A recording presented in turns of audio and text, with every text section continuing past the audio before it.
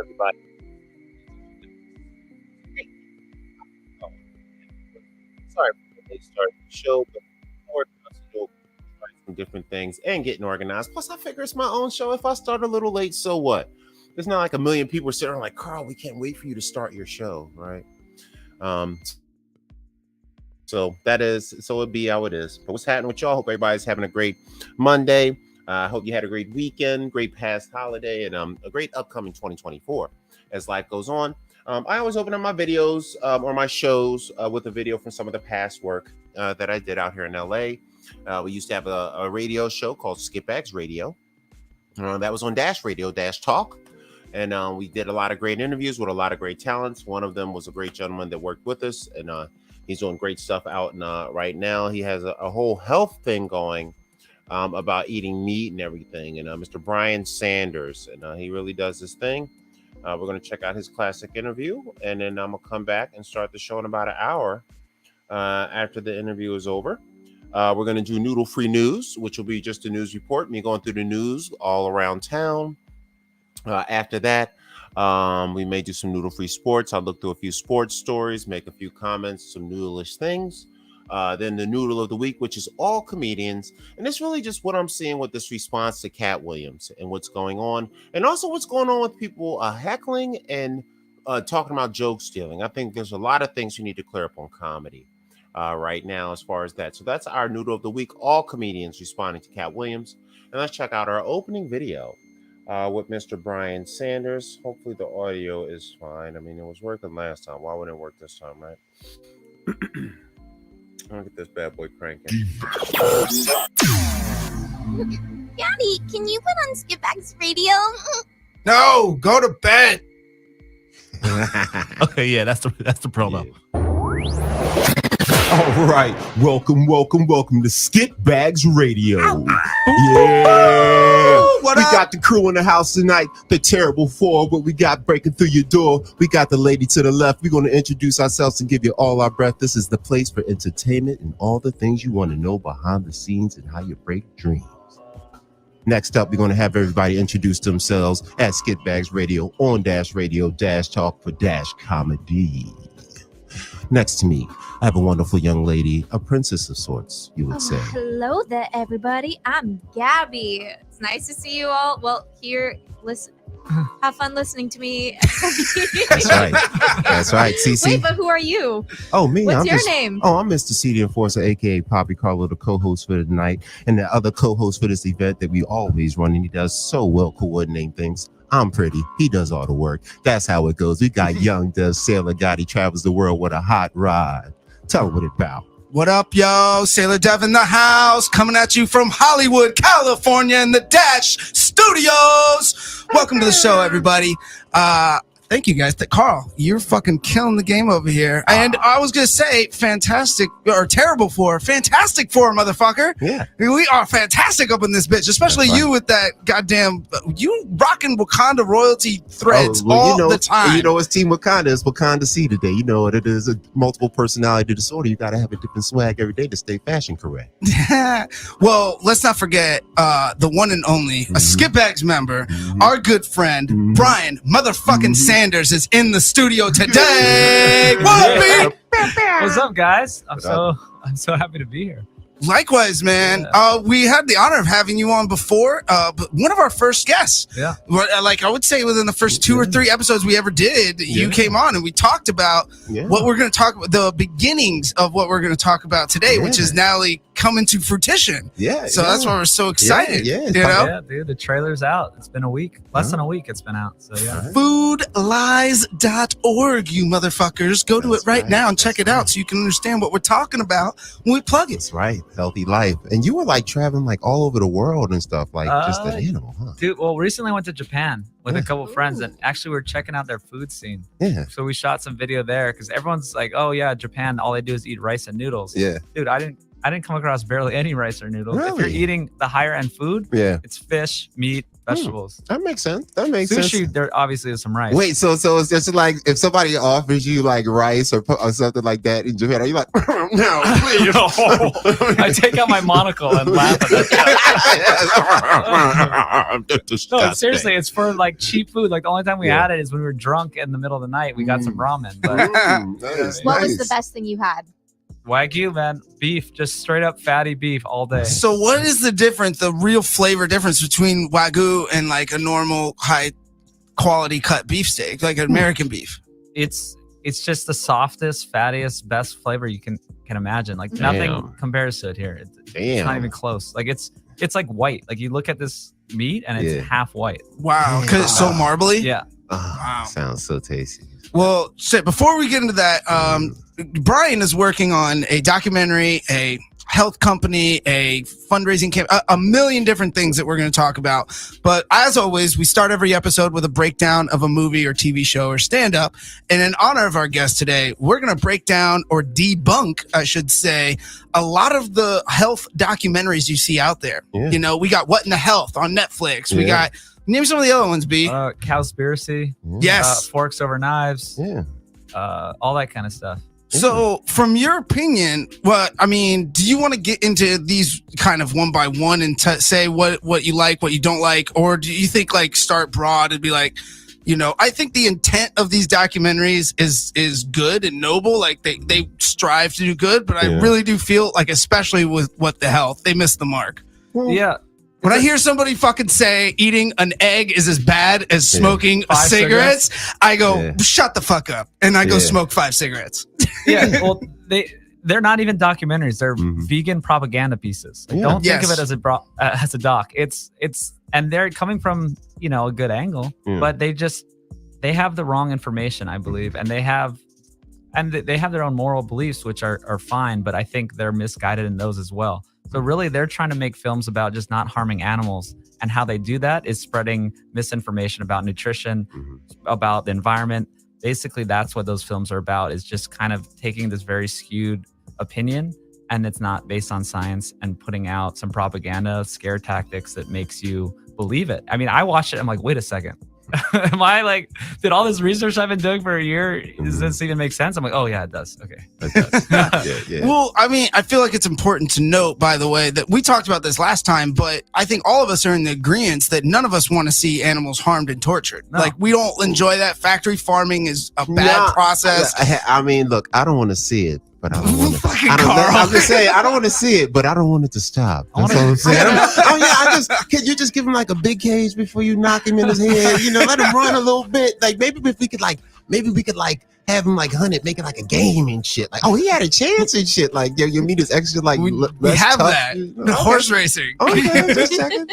So I lived next to a cow processing plant for all 4 years of college. Wow. And it we were at least 4 or 5 miles away from it, and the smell alone was enough to just absolutely not. Like, most of my friends all became vegans because of it. Yeah, they burned the blood, and the smell alone was just. I can't even think about it. No, I'm gonna come get all my rustic nature friends. Like, that's the first people I'm looking for, because I'm like gonna be like the brain when the apocalypse comes. My job is I'll be like Donald Trump. I find good people to do a good job. And I'm gonna find everybody that knows how to kill, sail a boat, grow some shit, build some shit. And I'm gonna go to all those motherfuckers. You come with us. We're gonna be like the A fucking team. Every single person is Devin. Just exactly. Devin. No, he's one of my first. I already told him he was on my list like 3 months ago. You know? I just gotta learn to bow hunt now. Yeah. Wait, I'm a good hunter. Bam! There he is. I'm great with a bow and arrow. Oh, there you go. Well, we got the team. Apocalypse happens. Skipback's radio.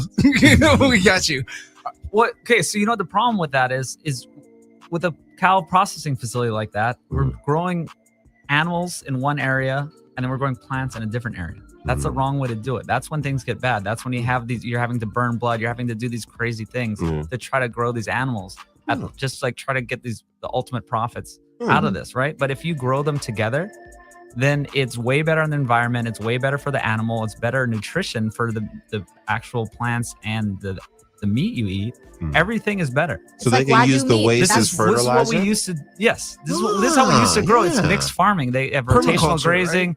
Yeah, it's this is what we were doing forever until just in the last 100 years, we're figured out ways to make extra profit by doing it. So like monocropping, let's just destroy the entire environment and just grow one type of plant. And then let's pack all these animals into one like concrete facility and just do that separately. But really, actually, one thing people don't know that no vegans want to let people know is that all cows spend 2/3 of their life on pasture. That's cool. So it's only at the end when they go to the feedlot, and not all feedlots are bad. So most beef for most of their life is grass fed and it's natural. I think chickens is a different story. Chickens is a different story. I can't. I eat chicken. No, me neither. I got a healthy real question. Is the genetically grown chicken with the multiple pulp pieces really a real thing?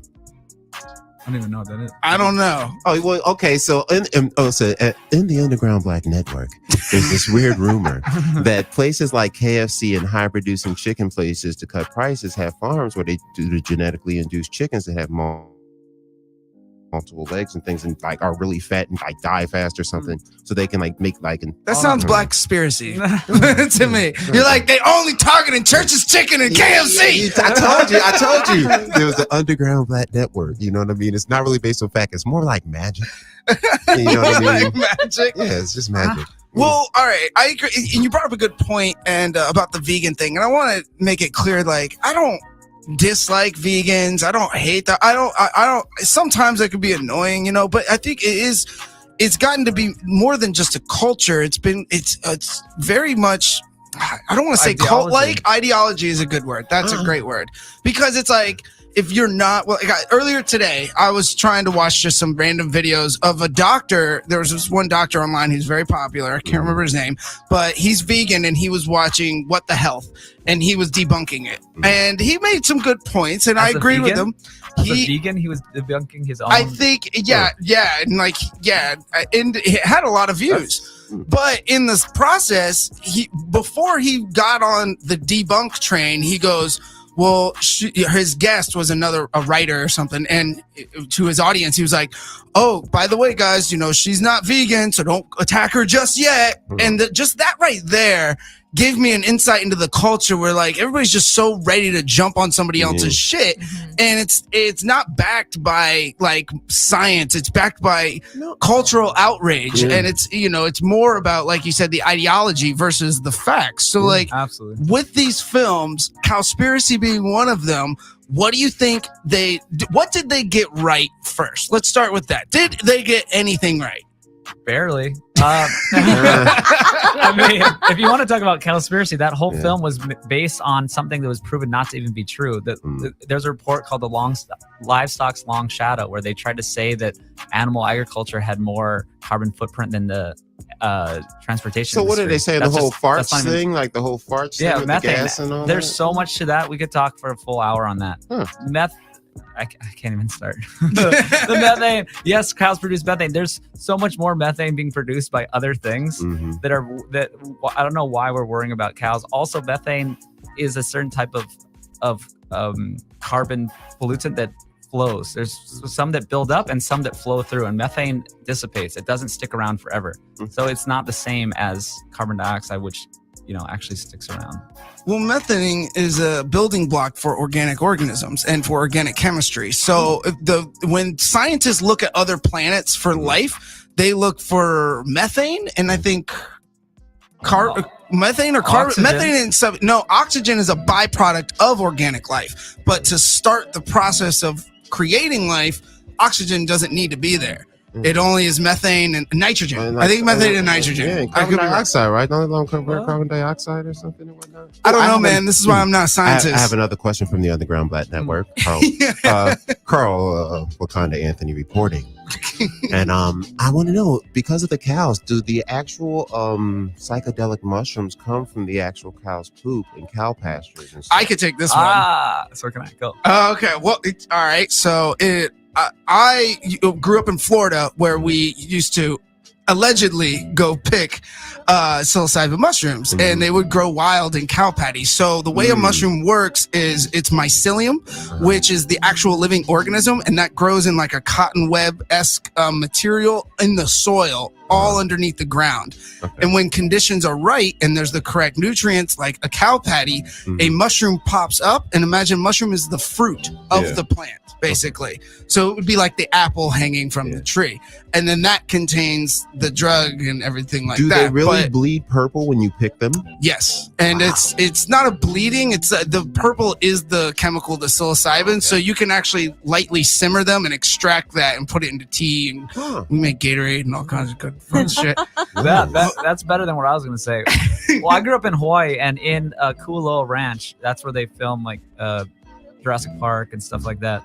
And Lost. I try to pick them one morning. You got to get there right at the right time, the right dew levels, and you get them right when the sun comes up. They spring up overnight.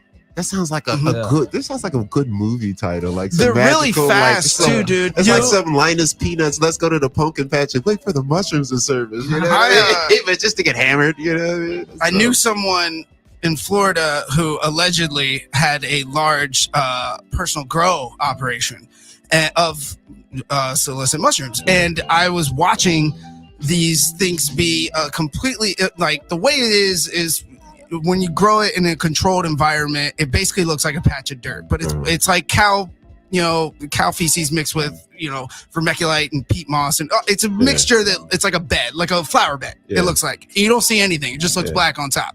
And then you'll go to sleep, and you'll come in overnight, and there'll be a fucking huge mushroom the size of your hand and 6-8 inches tall overnight, like within 8 hours. And you said it was different in Hawaii? They're small in Hawaii. We only found a couple. I didn't even eat them. We didn't. They can be dangerous. By the way, if you're listening to this, do not go pick mushrooms unless you're an expert, because if you do the wrong one, it will kill you. It can kill you. Well, so what else on these documentaries and, well, I should say propaganda films do you think is detrimental? Like, what are the biggest misconceptions that you would say from all these? Well, I just don't like people who use their own ideology to make nutrition recommendations for other people that actually hurt their health. I saw something like that the other day. This girl, Emily Hartridge, that I follow on the internet, she saw a nutritionist who told people to eat 3 plates of fruit a day, strictly. And the girl was like super bone, skinny, flat, like anorexic skinny. Yeah. And she was like a famous, and the Emily chick was like retweeting it, like, yo, just look at what this chick is telling people. Like, is it stuff that bad? Yeah, well, just animal products are the most nutritious foods on earth. Like, we know this. There's a guy, Weston A. Price, that went around the world in the 1930s. He was a dentist, actually. And he found all the healthiest populations, the ones that live like their ancestors did, right? Like more the hunter-gatherers. And all that they had in common. He went to Melanesia. He went to the Swiss Alps. He went everywhere. And he found they all had the highly nutrient-dense animal foods as their most prized foods. The fatty fish, they'd eat a whole animal, beef, chicken, any kinds of animals, fish, eggs in general, high fat dairy, especially from grass fed cows. And what they didn't eat is sugar, processed grains, or vegetable oils. So he found it's very clear that these are the things we should not be eating. So the one thing that the vegans and documentaries like that do get right is I think they try to promote no sugar. Yeah. That's almost the only thing they get right. Yeah. Is they don't like processed foods and they don't like a lot of sugar. Yeah. Yeah, that's my diet. No milk, no cheesy stuff, no milk products, and no processed, no pasta, no rice, no bread and whatnot. None. Is just meat and vegetables and fruit. That's all I want to ingest. Oh, a lot of tequila. This is a lot of tequila. Well, what is this is a great question to piggyback off of that. We were talking before the show a little bit about sugars and carbs and the problems with them. What do you see as being the main problems with sugars and carbs, which are a lot of those? I think those would be considered the majority of people's diet, right? Yeah. Like majority of Americans, especially, incorporate. I'm going to guess a ballpark number. 90% of Americans fucking have sugar and carbs in their diet. Yeah, and it's like 60% of their diet, which is the problem. So they're cheap, for one thing. The main thing is it's cheap filler. That's what I was talking about Japan. It's a good way to feed people cheaply. That's kind of how carbs were invented. We invented it only like 10,000 years ago, right? That when we started, then later, we're building the pyramids. How are we going to feed all these people? We'll just give them cheap rice and stuff. Like, Basically, carbs are cheap filler. I just think of carbs as cheap filler. That's just like in my head. I'm like, why do I need to eat this? It doesn't provide any nutrition really. And all it's doing is raising your blood sugar. So if you want to talk technically, sugars and carbs turn into glucose in your body.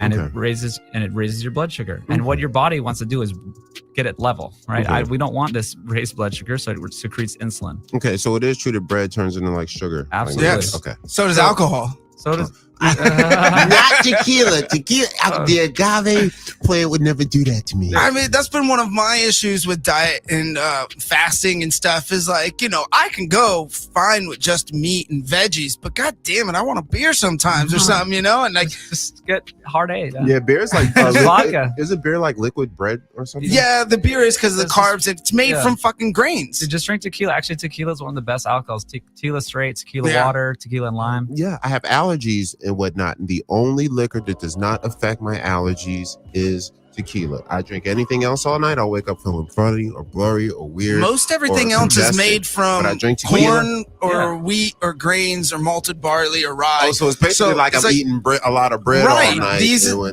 Just coming from somebody who worked at a distillery for 2.5 years, but when you're basically extracting the sugars from those grains, and then the yeast feeds on those sugars to produce alcohol. Dang, look, tequila should promote this shit as hypoallergenic. Stupid motherfucker. Well, tequila is agave, and that's a different base. And same like rum. Rum is just from sugarcane, so you're still getting a sugar base. Oh yeah, the sugar's bad too. That's the point being is it's all not healthy for you. If you're gonna drink, just don't drink it with a lot of sugar. Like, don't drink mixers. Like, oh yeah, I'm an alcoholic. I drink my shit straight. Good. Vodka cranberry with Cosmos. No, that's just like a load of sugar.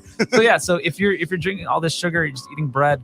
So your insulin receptors eventually get worn out, right? Because it keeps having to produce insulin to knock back down your blood sugar, and then eventually that's how you get chronic disease. That's type 2 diabetes, and you have to end up taking insulin shots for the rest. Are those receptors in your liver and kidneys, or are those throughout your whole body, or do you know? Because I've always wondered that. Yeah, I'm not super scientific about that part.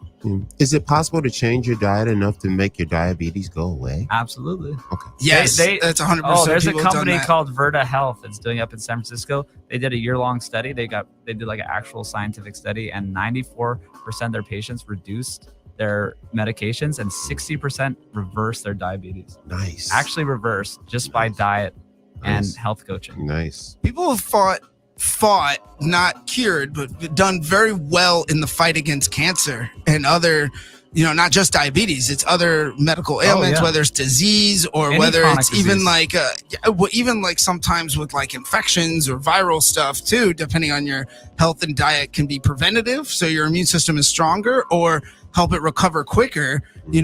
Let's say you're sick in bed with a cold, you can't fucking go out boozing and expect to get better. It's simple things like that. If you're providing the cells in your body with the right fuel source, then they should function the correct way or be optimal in their functioning. I did have I came up with some talking points real quick. I wanted to ask you about something specific because I'd never heard of this. What is the McGovern report? Oh, okay. That's how this all started. Our dietary guidelines, where we started going wrong was all throughout the 50s, 60s, 70s, 80s, this whole time period, we're getting a ton of heart disease, and everyone's President Eisenhower had a heart attack in office. And like what's going on? Why are Americans like having so many problems? And there was a lot of theories. Then they put together a panel of people to figure it out. And this one guy, Ansel Keys, thought it was fat, right? And it seemed kind of obvious. Like fat was a problem. You eat fat, you get fat. That seems obvious. They did autopsies. They look at cholesterol. They look at your arteries, and it's like, oh, there's this cholesterol substance. Oh, it must be cholesterol. You can't eat cholesterol or it'll go to clog your arteries.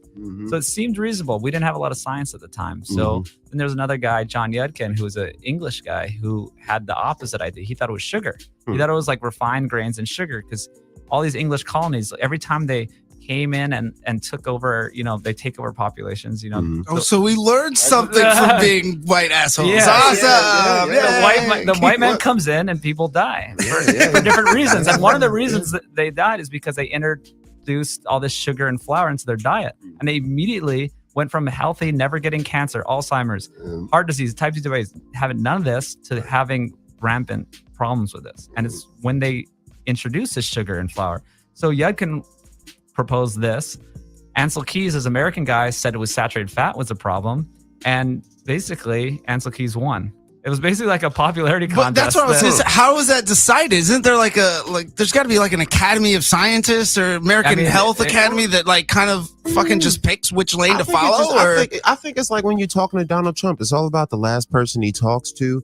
Because I'm old, kind of, I'm 43, and my whole life, every 5 to 10 years, there's a new thing that's killing us, and now it's gluten. It's a new thing. It's a new whatever thing. Every 5 to 10 years, before, I remember when eggs used to be good for you. Now eggs are supposed to kill you. Now they good for you again. Ham was bad. Now it's good. Pork's the other white meat. It's good. I don't know what the fuck is going on. They change it every few years. That somebody comes up with a new. Well, this is like sugar coated, right?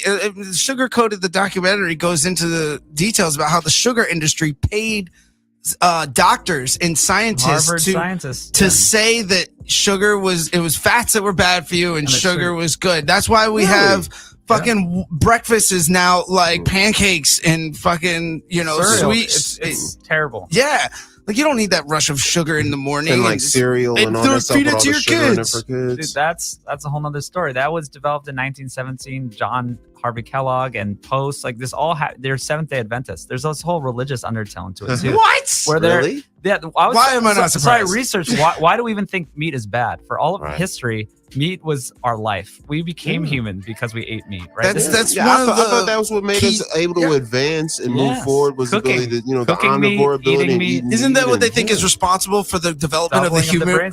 Double of the human brain, which made us separate us from all the other Homo sapiens species. So we've always regarded meat very highly, right? And then all of a sudden in 1868, there's this woman she was like 17 and she had visions. It's almost like the Mormon story. Like I have visions, and she thought this was around the women's suffrage movement. So I mean, women they don't have a lot of rights. They're getting beaten by their husbands. Maybe she had these visions that red meat made men angry and violent. And she was a Seventh-day Adventist, and some men. So with their religion, they wanted to live a clean lifestyle. They call it, and they think all meat is bad. And she kind of took this to a different level and saying, "Oh yes, it's evil. It makes men angry." And she actually had a lot of influence with John Kellogg when he started all these cereal industries. So cereal industry, it was like a agricultural byproduct. Like we didn't even know.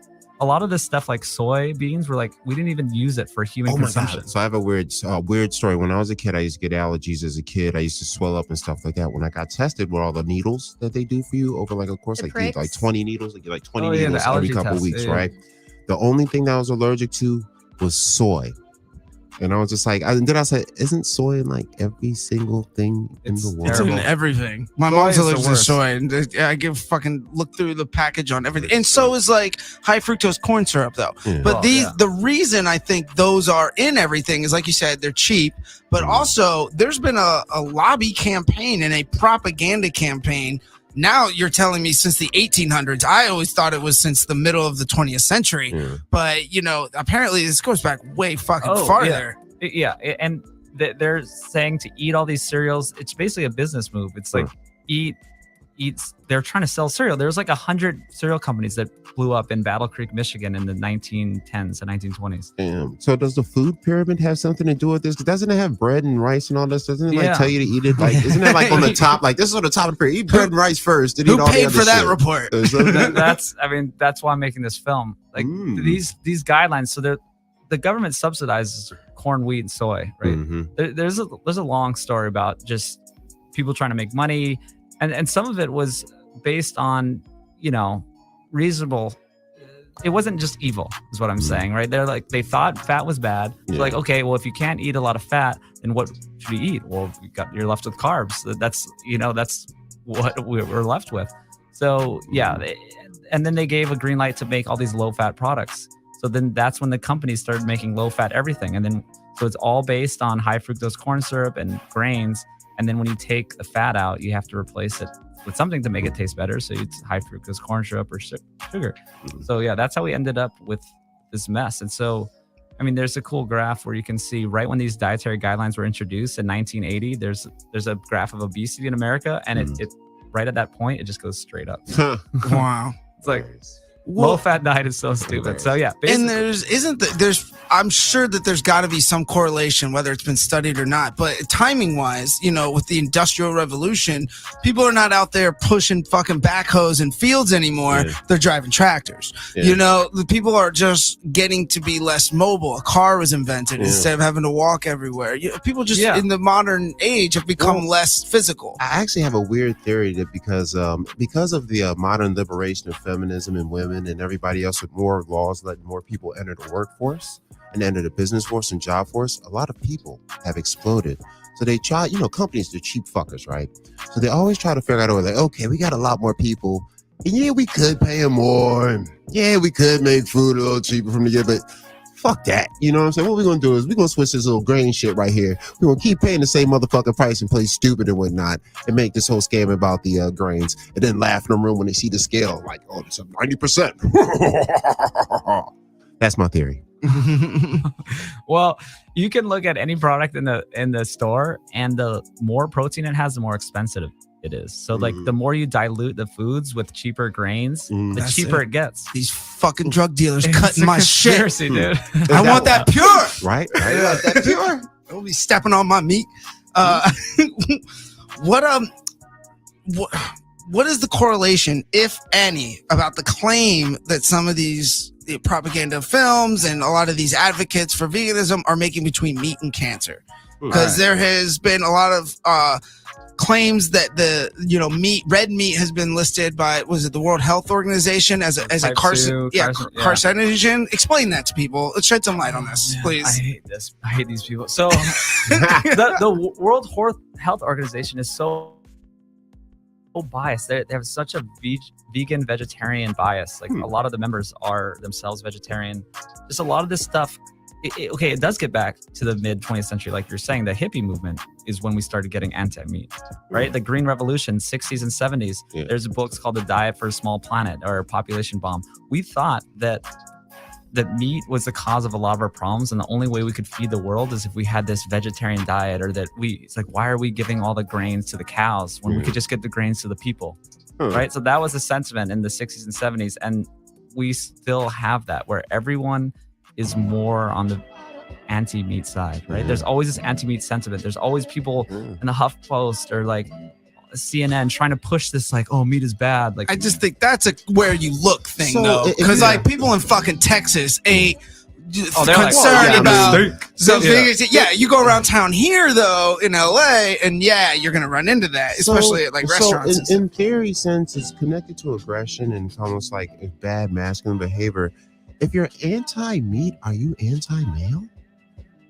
You can't make that correlation. Don't even try.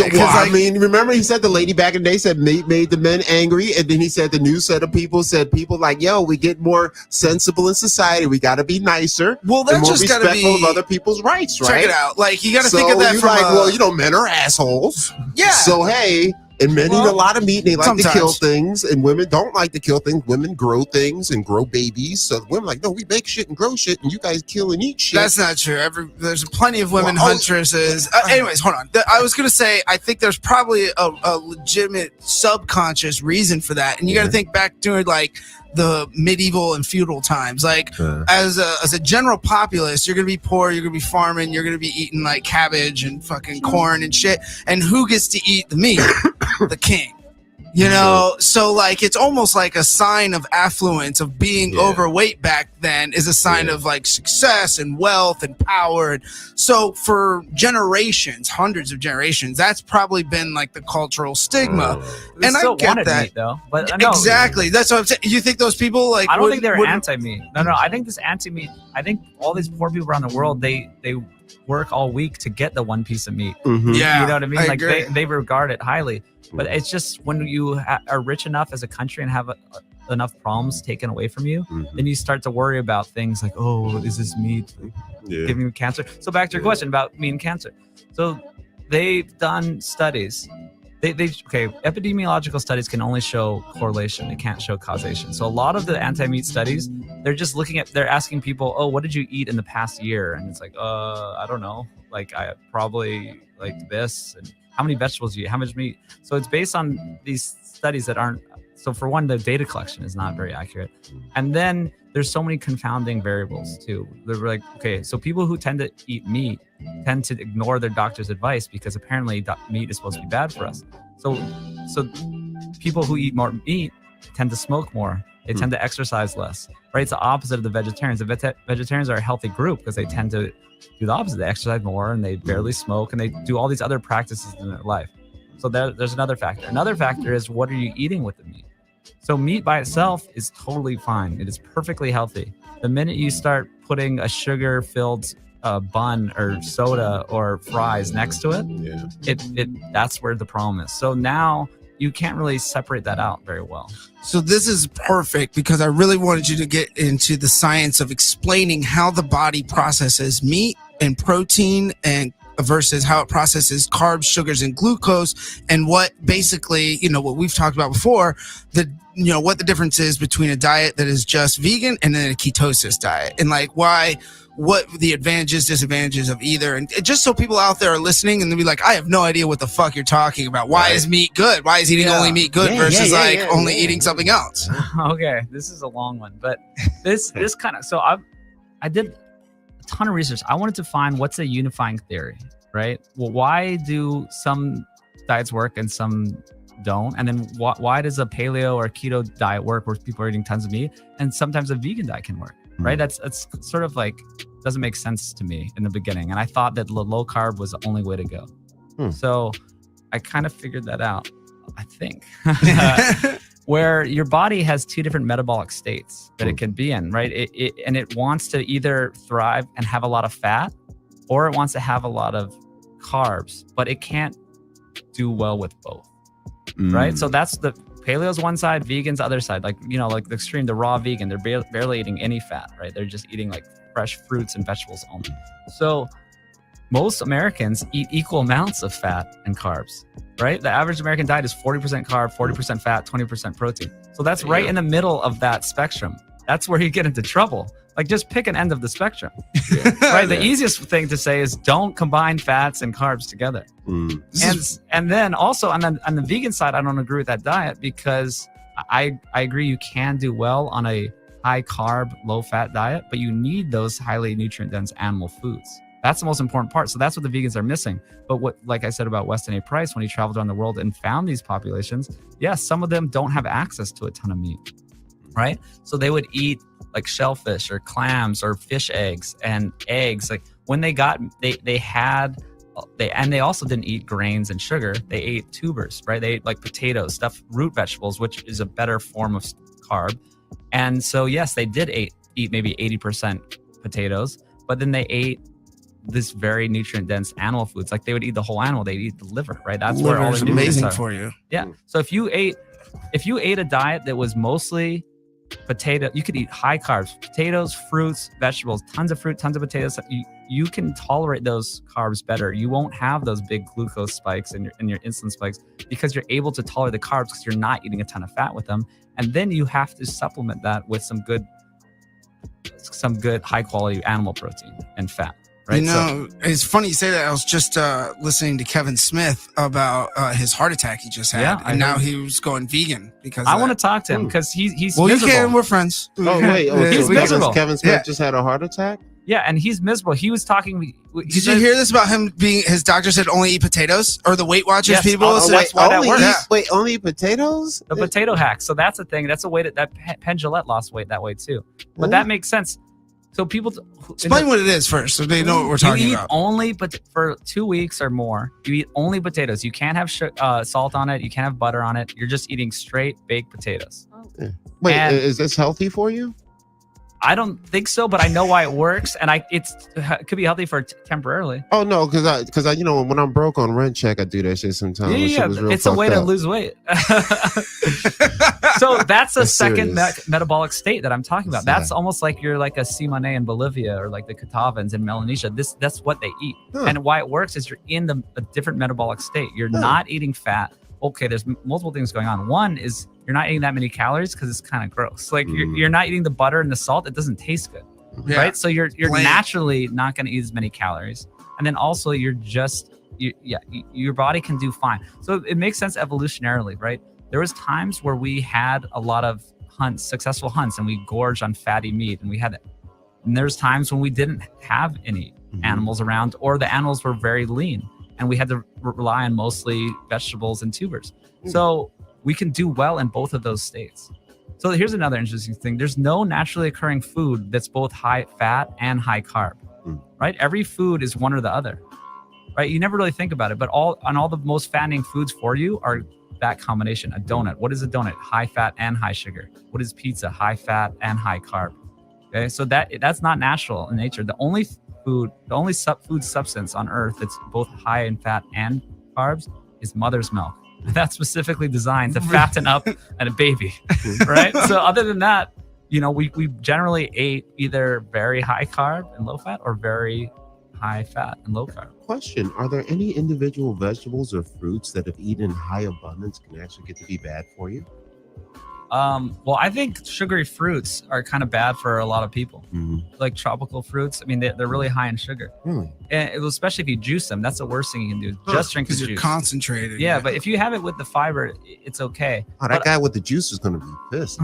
Yeah.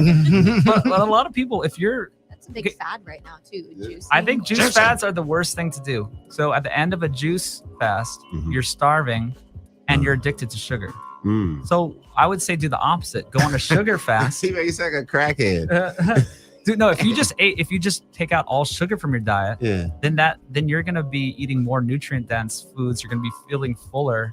Right? Part of sugar is like a drug. Like people are addicted to sugar. Like real talk. Sugar is one of, if not my biggest addiction. And I've quit smoking. I mean, I've done every drug under the fucking planet that we know about just now. And sugar has been my biggest one to get rid of. And I could feel the bacteria in my gut craving it. Like I was telling you about this. I did a 12-day water fast, as you guys know, like 2 months ago. And that means everything in my body for 12 days except for carbonated mineral water or regular water. Like no coffee, no nothing else. And I could tell that once I got over that, like, craving of sugar, my body was craving sugar. It wasn't craving food. Like, it was literally, I could tell, like, if I ate something very proteiny or starchy, I would still, like, want to go have a soda or something. Like, my biggest thing is coffee with sugar. Like, I did love black coffee with a shit ton of sugar in it. But, being trained, my chemistry in my body was so trained on that like the addiction to sugar was so fucking powerful that I would be like, cut everything out, no drinking, no smoking cigarettes, no doing any other drugs. I'm on this water fast. But the craving for sugar was still there, and I knew it was sugar because it was my brain telling me you want this, not that. You know. Another question from the Underground Black Network, Carl Anthony reporting. And what's the story? I heard this weird story about these things that they say that from eating a lot of bad food, they kind of get these things that are almost like tiny worms in your stomach. They kind of crave these bad things. Well, they're not worms. You kind of know what I'm talking about, it's just though? your gut microbiome. That's kind of what Devin's talking about. Not worms. They're just tiny bacteria. There's like billions of them. Billions of bacteria in your stomach and in your intestines and your liver and kidneys that basically, they're calling it now, your gut is your second brain. Because based on the foods that you input in there, it determines what types of bacteria grow. And what types of bacteria grow affect what chemicals are released throughout your body. So if you got too much sugar, they release insulin, things like that. But they also affect hormones in your brain and your mood and your ability to have cognitive function. I know that when I go and I work, back when I was like fucking working at the distillery and I'm boozing and eating burgers every time and all night, and then I like take a vacation and go away for a month and go like sailing or something, it's a totally different mood and person. Like I get way less stressed, less irritable. Like I'm more happy, more energetic. I don't have a crash. That's a big thing. People don't realize. You go like you eat a big meal and you come home and you're tired. Like, well, what did you eat? If you're running straight off of fats and proteins and a state of ketosis, you don't have that dip. You just keep powering through with consistent energy. It's a big difference. It's huge. And when you're eating carbs, yes, a lot of people have to eat every 2 hours. And and if you're eating these highly satiating fats and proteins, I mean, people talk a lot about intermittent fasting these days. It's easy to go 16 hours without eating, which is what I do 5 days a week because I'm not addicted to sugar. Well, I had to go through a period to get fat adapted. Right. So that's when you kind of have to end your addiction to sugar. Yeah. And even though I was eating a low carb diet for like 4 years, I still, when I actually gave up carbs, I felt it. Like you get the keto flu, they call it. And there was a couple days where I didn't have much energy and I felt a little sick. But you know, you can supplement. You're supposed to take some extra magnesium or potassium, stuff like that. It's not the end of the world. And then after that, I was like, whoa. So this is how I'm supposed to be living. Like this is what it feels like to live and be, like consistent energy. Like, you know, I got leaner, everything. I haven't been sick in years. Look, what I tell people is like, you really don't notice the difference until you experience it firsthand, because everybody's scale is going to be different. Like I was talking with Brian earlier, I was like, B, you probably have a higher metabolism rate than I do, just naturally. And I know that just because I know what I eat and how it affects me. And like, that burger went straight to my ass. But, you know, things like that. So, I mean, each person's a little different. But if you just, you know, what's the worst that can happen? You go give it a try for a week or whatever. If you don't like the difference or don't feel it, fuck, it's a free world, free country. Go you jump back on your other diet, whatever. But I always say, like, at least try it, because once you do get over that, like, keto fuel, get over the hump. Get over that hump, man. And it's all, and I recommend, give it a try. And you know what I tell people? You don't even got to work out. You know what I mean? I think because it's hard. You know, when you tell people to get on a diet, or you tell them to try to lose weight, or you tell them to try to get out, the first thing they think is, oh God, I'm gonna have to pick up weights and I'm gonna have to go run. It's like, you know what? Hey, how about I tell you this, you fat piece of shit? All you got to do is just stop eating all this bad shit, and you can eat all the salad and fruit, you want. Like, you can be like a brontofucking-saurus. Like, when I've noticed with eating healthy food, I can eat a bowl the size of this room, be hungry 40 minutes later, but I can eat another bowl and I'll be fine. It'll just come right out the tutor later. Yo, I fucking kill spinach like I'm fucking Popeye over here.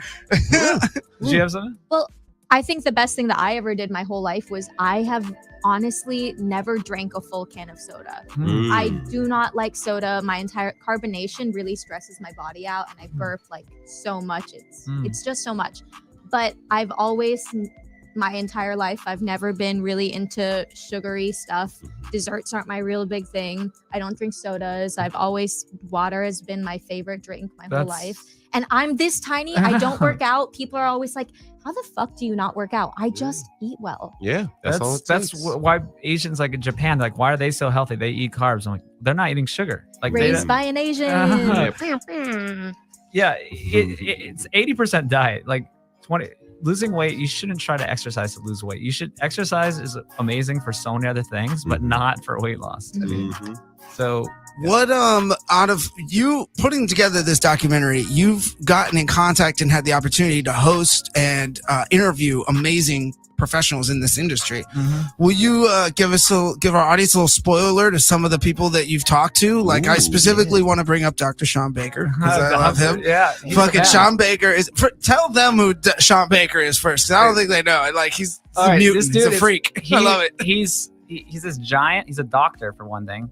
He's this giant man who's only eaten meat for 20 months. So over a year and a half, he's only eaten animal products. Okay, so like no veggies, nothing else. Listen, he was in town to do Joe Rogan's show, and I interviewed with him, and I obviously had to cook a steak with him after.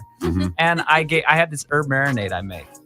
It's really good, you know, all these fresh herbs cut up, olive oil, like garlic. And he's like, no, man, that's not meat, dude. I was like, he just like crushed. We went to In-N-Out and he ordered 16 patties plain, just ate them all. And then I made him like a 2-pound steak, and he just crushed that. Yeah, but he likes it raw, no sauces, no nothing. Dude, no, this dude, like the Brazilian steakhouse. Bro, this guy looks like Hulk Hogan. Like, he's tall and swole as fuck too. So he ain't like fat. Is he a high fat diet proponent type? He's just all meat. Like, he doesn't even care about how he doesn't count my. Yeah, it's just he's like, oh, so is he from Oklahoma? I got a friend from Oklahoma. He's like, he said, Carl, I ain't ate a salad until I was 32 years old, and I kind of liked it, but I don't know. Carl. That's hilarious. Yeah. No, this guy. True. So yeah, he's in great health. He sets records on these rowing machines, like the very strenuous, like sort of a glycolytic event. It's like a sprint on a row machine, and he has world records for his age. He should be like the spokesperson for beef and whatnot, like Meat Man. Well, in a way, he's not sponsored by any industry, but he's sort of the spokesperson in his carnivore world. He has a site called Meat Heals, and he collects all these stories. There's thousands of people around the world doing this and fixing their health. Like, a lot of people, like they do have like a gluten intolerance, so they do have some like inflammatory diseases and they don't even know it because they're just eating all these grains and all this different foods. And some of the people are even don't do well with vegetables, right? So not all vegetables are good for all people. So they cut it out and they just eat meat and they get way healthier. When you say meat, what kind of meat? Steak. Straight up just steak. Steak. A lot of steak. I mean, no, I mean, you can eat on a carnivore diet. Yeah, you eat eggs, eat bacon, but a lot of these people just say beef. Like wild meat is definitely the ideal way from a nutrition and mineral content perspective. Like a game meat, like deer, elk, wild boar. Even wild boar is a little dirty, but even things like that. Wild fish, like not factory farm fish, wild ocean fish. As long as you're not getting it from fucking Fukushima or LA Harbor. Say not salmon. No, that's especially salmon. Okay. So all I eat is salmon, steak, hamburger meat, sardines. Eggs, bacon, spinach, mushrooms, onions, and grass-fed butter. Basically, that's all I eat. Like I just like rotate it up. It's so good. But so you get some vegetables in there. I'm not like a carnivore guy. Some of these guys are really hardcore. I'm like, what's the problem in me eating spinach? Right. I think you can. You don't have to go too far to the extreme, but it's good. It's good to have a position to go from. Anyways, who else did you talk to about this? Basically, I just poach everyone that goes on Joe Rogan's show. Nice. Shout out Joe. Yeah, no, we got Gary Taubes, Nina Teicholz, Dom D'Agostino, Mark Sisson. Dom was on there, and Mark Sisson. That's right. You told me Mark was on there. I got all Those the are big great ones. people, dude. Yeah. So I'm interviewing a lot of them in Ohio soon, and I did a lot of the interviews already. Dr. Ted Nyman, he's the man. I love Dr. Ted. He just has a clinic. He just works for someone else and just treats people, gets them healthier with these low carb diets, cures diabetes, and doesn't try to make any money. He sounds like the nice Dr. Ted. Hey, Dr. Ted's a great he's shredded. Guy. He's shredded all, and he doesn't. Hey, listen. So he's giving away free information. All he does is give away information and doesn't try to make money. And then he doesn't even use weights because he wants to set an example for his patients. Like, not all of them have money. So he just like push-ups, sit-ups, self-weight stuff? To failure. A lot. What I would say about exercise, you don't have to exercise that much. You don't have to do tons of cardio. Go to failure. Unless you want to. Go to failure. You go to failure, you're signaling to your body, you must get stronger or you're going to get eaten by a lion. You must get faster. So I started doing it and I started getting way more in shape. Like it's crazy. Just do pull-ups. I could now do like 23 in a row. Like you just go. And then it's every week I can do more. And it's all, you can do it in 15 minutes. That's why I like Dragon Ball Z, because it kind of relates to the human life, that what doesn't kill you makes you stronger by pushing yourself to the edge. Because they always will come back stronger and better. They could beat to the ground, they'd be all broken the fuck up, and they come back and they'd be a lot better. And that's what he said, pushing yourself to failure. Just do two more. If I can say anything, just do an exercise. Don't do 10. It's like, I'm going to do 10, 3 sets of 10. No, don't think about how many. Just do it so you can, and then do 2 more, and then leave the gym. You could be done in 15 minutes if you want. I don't know how effective push-ups are going to be when I'm trying to make my spirit bomb, bro. Hey, I'm saying, what I mean? No, that's how you get your cheat. I know. I'm just fucking with you. Another question from the Underground Black Network, Carl Wakanda Anthony reporting. I've heard about these things called lectins. They say something like the LECTI, lectins. I think that's it. Are these real? What's the story with this situation? The Underground Black Network. Wait. Well, tell me the context, because there's I saw this little video with this guy, another whack job, who they all are. But this one guy, they were lectins, LECTINS, and he said it was in like tomato skin. That's why, like the Italians, when they make their sauce, they get out all the seeds and something they only, or you know what I mean? Or okay. Is this in other foods you shouldn't eat, like peppers and stuff like that? I mean, you can't make blanket statements, for one thing. So there's always a spectrum, but lectins. So some people are, I think it's coming from the carnivore side. Some people are getting like anti-plant, where they're saying, hey, plants don't want to be eaten. Fruits do. Fruits are, they say that it's like, it's sweet. It's the fruit, but the plant itself is the plant. Like, it doesn't want to get eaten. They even have studies that show that, if there's a deer eating a certain type of plant, they can hear it and they will change their profile and be more bitter, so the deer won't eat them. That's scientifically proven. And it's also through Paul Stamets. Now we know for a fact that plants have consciousness. Plants can communicate with each other through mycelium. They use the mycelium as like the internet of the plant world. And one trait, we talked about this last time, 2 trees will be like across the field or like a bunch of trees in the forest, we'll say. But these 2 particular trees are like, oh, I want to trade potassium with that tree. Not like anybody got potassium, hook me up. They'll be like, no, fuck you guys. I like this dude. So like this basically girl. the network of roots and everything that's under the ground, there's pretty much a trade-off of nutrients going on from an osmosis sort of way from one to another, and then mycelium acts as the facilitator to be able to transfer nutrients and electrical signals between other trees and plant organisms. So this means trees, like bushes, and everything. All fantasy movies are true that have talking forest. I mean, yeah. Well, here's a good scientific. I mean, I don't know how conscious you can equate it, but this is where we get into the blurred lines of we don't know enough yet. Because they hooked electrodes up to a tree, and somebody took an axe and chopped it into the side, right? Nothing happened when they measured the electrodes until like 8 or 10 hours later. Then they saw a spike. So their relative reaction is just so slow because they live longer and they're built differently. So, I mean, I think that if you take it out of that context, like we don't fucking know enough. And can a tree make a fucking phone call and call me up? No, not yet. But could they develop ayahuasca and plug me in through a chemical compound that is produced by nature and be able to something like that? I mean, that's basically what chemicals are being transported through these systems through mycelium. So I mean, I don't know, man. Cool. There needs to be more fucking research. That's cool. That's a whole different thing. But back to lectins.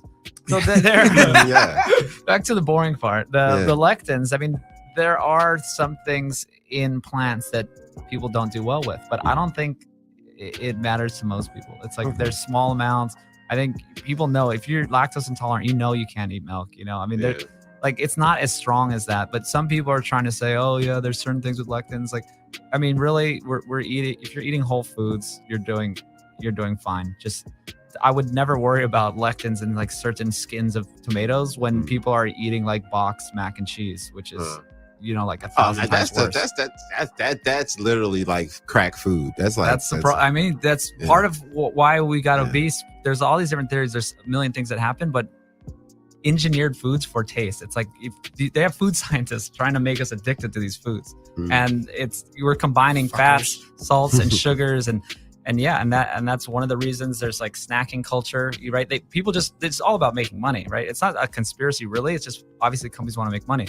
How do we make money? Oh, let's sell people snacks, make them think that they have to even 3 meals a day. That's a whole thing that was like invented, right? It's like people invented. That didn't happen naturally in nature. We, of course, didn't have 3 meals a day. But like, oh, we need to sell breakfast. Breakfast is the most important meal of the day. Let's sell you a bunch of grains. And then you're going to be hungry 2 hours later because you didn't get any nutrition from that. So then they try to fortify it with vitamins because it has nothing in it. Then you're hungry again. Then you have to eat their snack bar. Oh, we have this special K snack bar. Like it's ridiculous. If you just eat eggs and bacon, you won't be hungry for like 5 hours.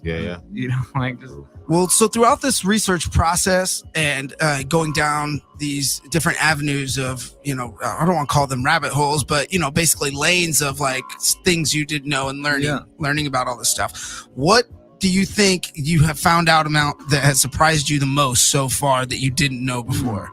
Wow. Okay. You can be skinny and in shape, but still be metabolically damaged and have problems. So there's a famous professor, Tim Noakes. He's in South Africa. He's actually put on trial just for talking about a low carb diet on Twitter. And he spent 3 years of his life. Really? Yes. What? Oh, yeah. Okay. Like by the government. How does that work? The government of South Africa. Because they were saying that he was recommending a dangerous and unconventional diet. Because he recommended that like a mom asked if she could.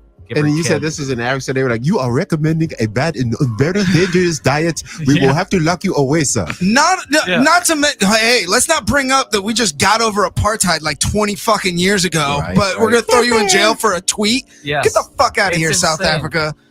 So he actually just finally, and he got off once, and then they tried to convict him or whatever it's called, and then he got off again recently. But he also was a famous athlete. So he's a famous scientist. He's an A1 rated researcher. He's he's like a top rated researcher. He's also a big distance running guy. And he wrote like one of the foremost books on running called The Lore of Running. And back then he recommended a high carb diet and he did it himself. Okay, then he realized he was a skinny, in shape guy and he had type 2 diabetes. And it didn't, usually it's just, if you're getting fat and sick, and that's when the diabetes comes in. So then he did all the research. he publicly ripped out pages from his book. He's like, this is all wrong. I'm sorry I was wrong. He's like one of the only people in these researchers that actually admit that they're wrong. He's like, and he's been down this low carb path ever since. And he has a whole foundation doing amazing work, getting people the access to the correct information, helping people with less money, get access to these foods. Because usually the cheapest food, like I said, is just these cheap fillers, corn, wheat, and soy that just are very unhealthy. So he's amazing. He's coming to America, and I'm filming him for this movie. Yes. Shoot, just like Eddie Murphy. Yes. Yeah. And you know what? I didn't tell you about the cancer thing. I didn't get to the end. Yes. Okay, so with cancer, the simplest way to think about it is smoking. Okay, we know that smoking causes lung disease. All right, so we did epidemiological studies. Right, those are those observational studies. You look at populations, they show correlations, and then you do scientific studies to show causation. So we were looking at these studies. We saw, smokers do get more cancer. We did the test, and the risk factor in these trials was 30x. It was between 10 to 33.8 times more chance that you're going to get cancer if you smoke. Yeah. Okay, so that's huge. 33.8x is huge. Okay, so in science, when you quit smoking in these trials, you're supposed to it's only significantly. There's only significance if it's a risk factor of 2 or less. Okay, because if smoking is 33.8, if it's just a 2, that means there could just be noise, right? It's hard to just know if it's anything less than 2 is even, that's like the margin of error, basically. So with the smoking trial, so all the ones that the WHO put out, and all the stuff you've ever heard of about smoking is based on a significance factor of 1.17 or 1.18. That's less than 2, and that's a far cry from 33.8. Right. So do you realize, just think about this. This is how skewed the media and how biased it is. They found a 1.18 that's not even statistically significant, and they spread headlines around the world that meat is bad for you. And this is even just processed meat is what they're talking about.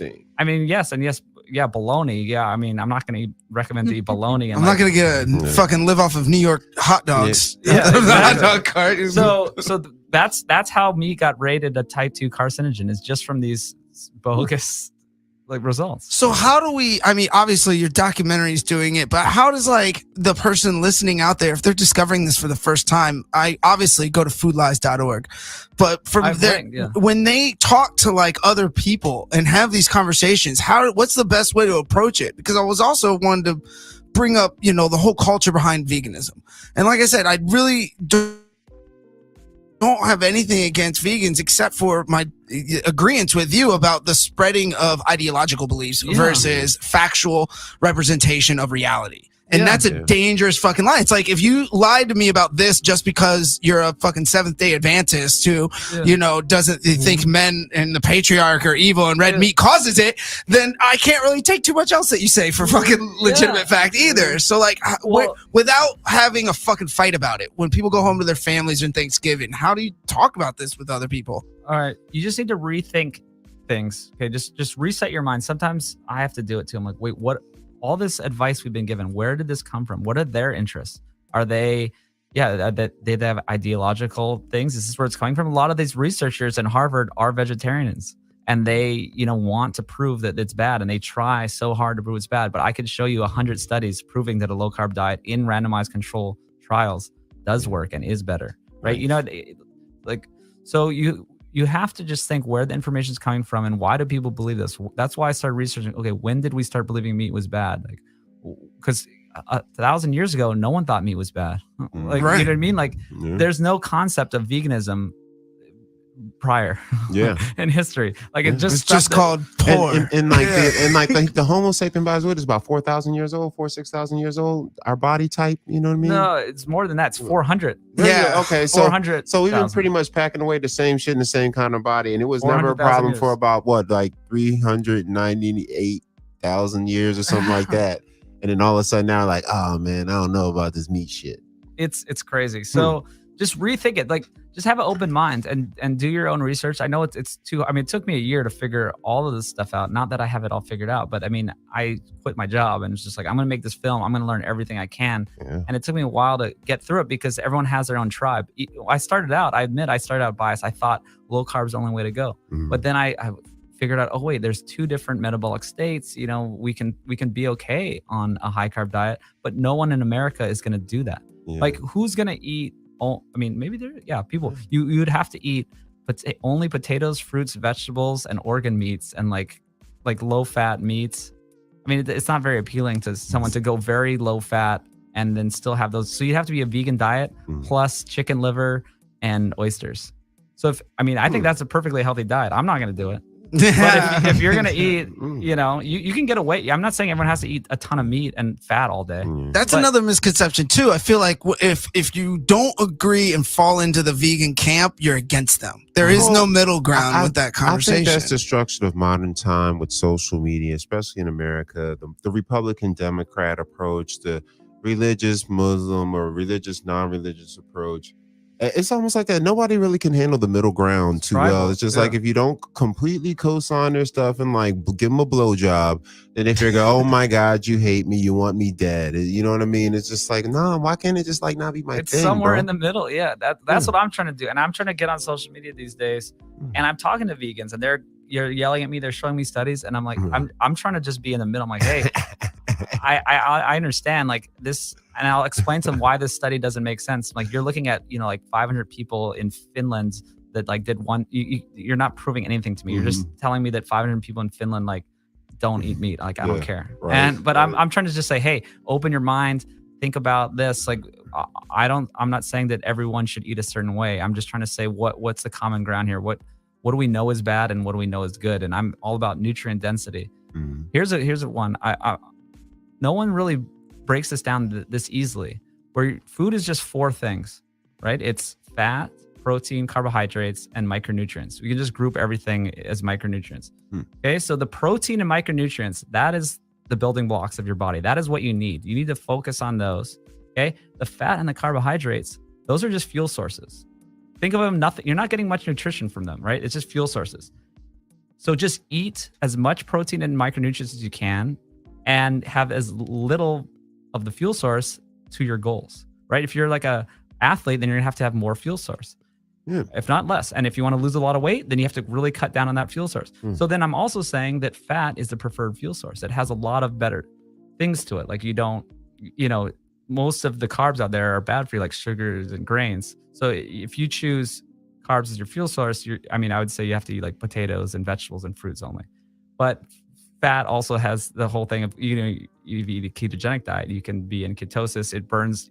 There's tons of benefits. Also, you're going to feel fuller, right? If you're eating, like, you know, steak and bacon, you're full for a while. Right. Yeah. It's not a hollow feeling and not easily digestible. Like, it is easily digestible, but it's you know, it's denser, so it takes more time. Yeah, there's a corpse. It lays around for a while. You know what I mean? And then there's also something called the protein leverage hypothesis, where basically humans eat until you get enough protein. Like, your body needs protein to live, right? So if you can eat a bag of potato chips, and you can just keep going. You're like, how am I still eating this? Yeah. It's because it has no protein. You're not getting any nutrient value out of it. Or I just smoked is that what they mean by empty calories? Yeah, kind of. Okay. So then if someone gave you 30 steaks, you're gonna eat the first 1.5, and you're like, I'm done. Right? That's just you're getting everything you need from that steak. So that's why they have like those 86-ounce challenge, like, come to Jackson, eat the 86-ounce steak, and I get it for free. You know, you're not gonna do that. Yeah. So just focus on nutrient density. That's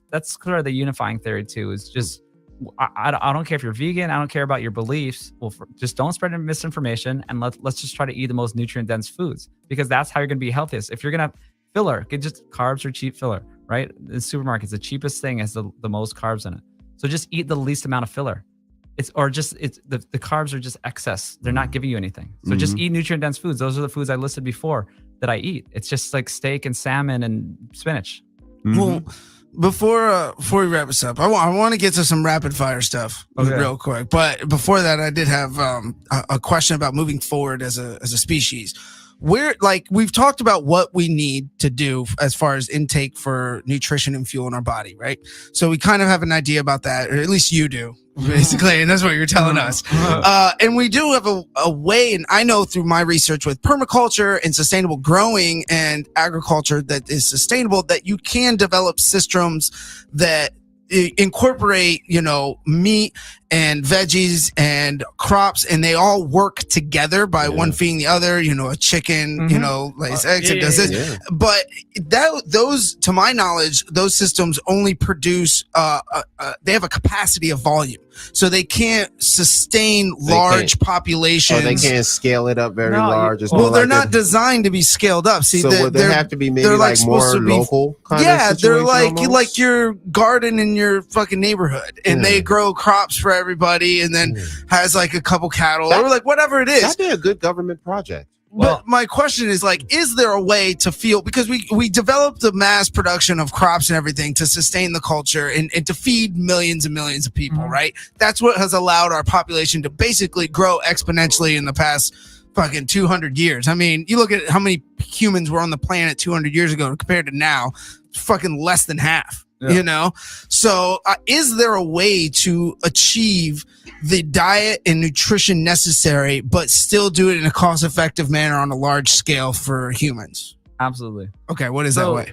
it's okay. We'll talk about rotational grazing. This is an example of how to raise animals and plants together. So picture you just have a big plot of land. Instead of just letting the cows roam on it, you put them in a small area and you get a small slice of that land, and you use fencing, and they just graze that grass for one day, then you move them along.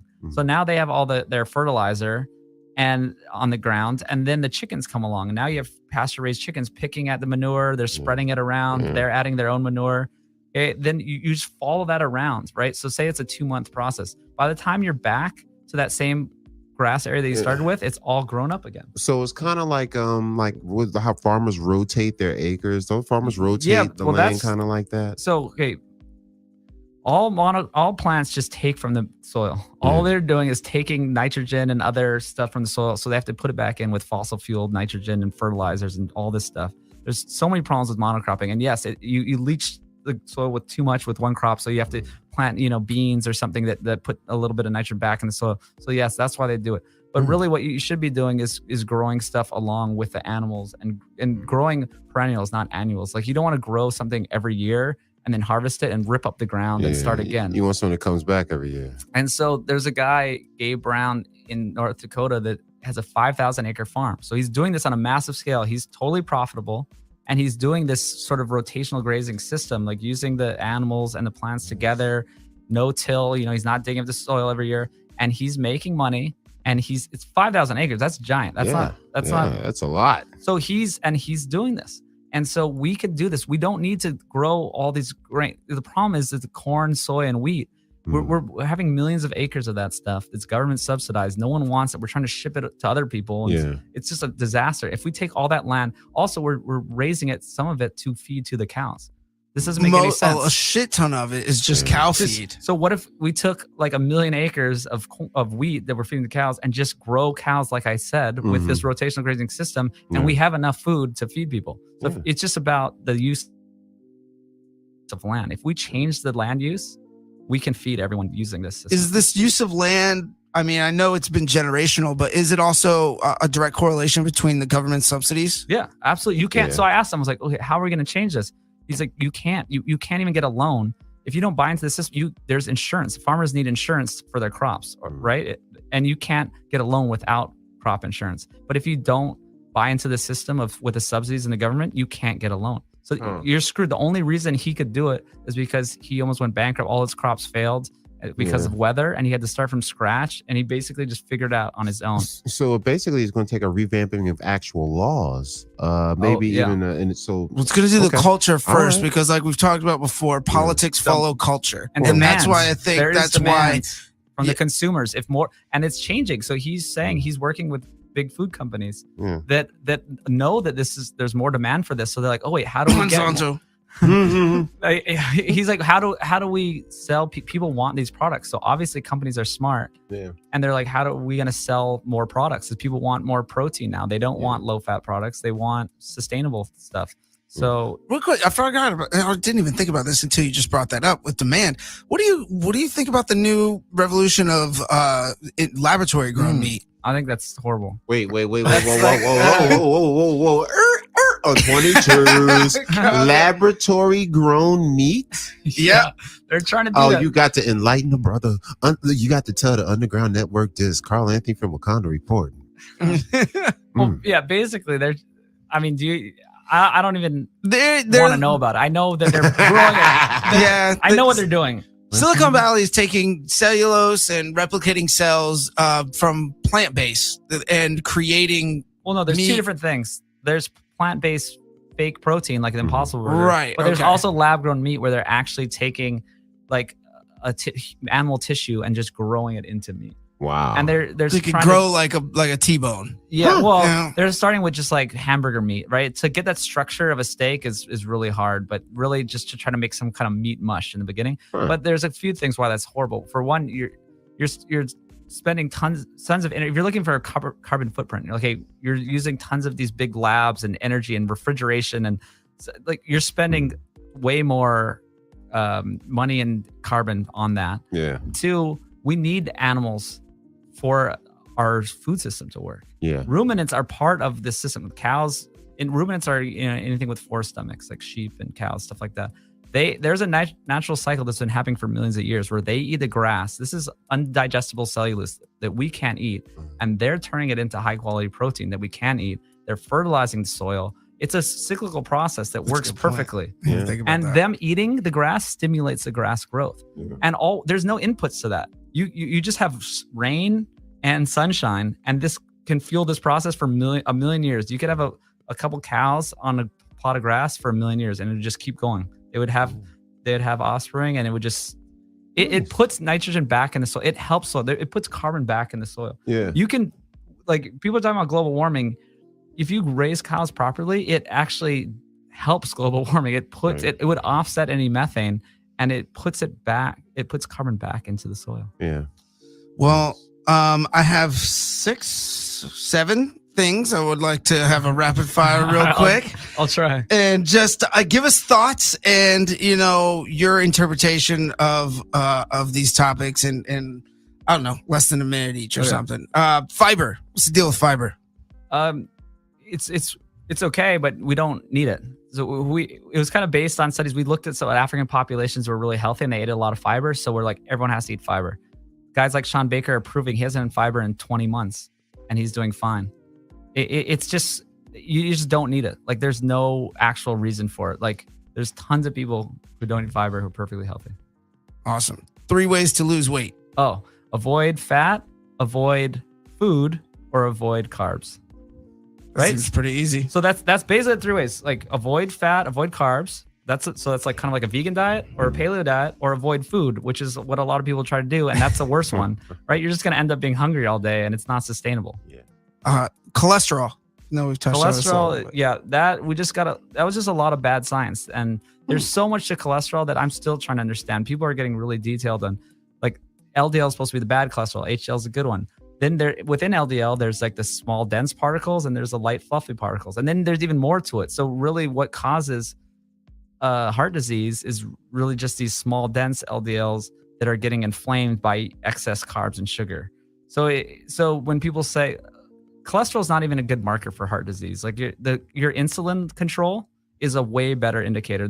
Or like a calcium score that they can do is way better than just measuring cholesterol. And also, if you get your cholesterol taken, it's more about your triglyceride to HDL ratio, so total cholesterol means nothing. But if you look at basically we're getting too technical, but just ask about what's your triglyceride to HDL ratio, and that will tell you a lot more. And I actually finally did this, and I have a very good ratio.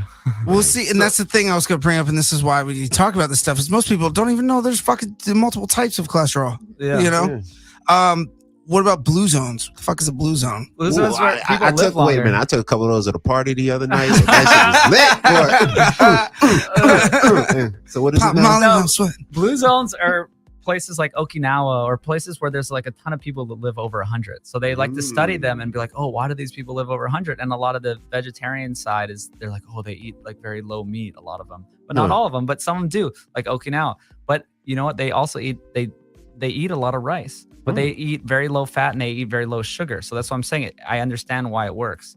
But they also, they eat a lot of fish and they eat, so basically there's a lot more to it. You can't just look at a population, and just a lot of vegetarians just try to point to those blue zones. But basically people who eat a paleo diet are creating their own blue zone. Yeah. Like these are, I wish they could be into one place because they would all be very healthy and live a long time, but you can't really study. So it's just location based, really. And there's a ton of different variables too. It's like if they're walking a lot, right? They're doing it. They have a lot of family, close-knit family. They're getting a lot of sun. There's so many other good things out there.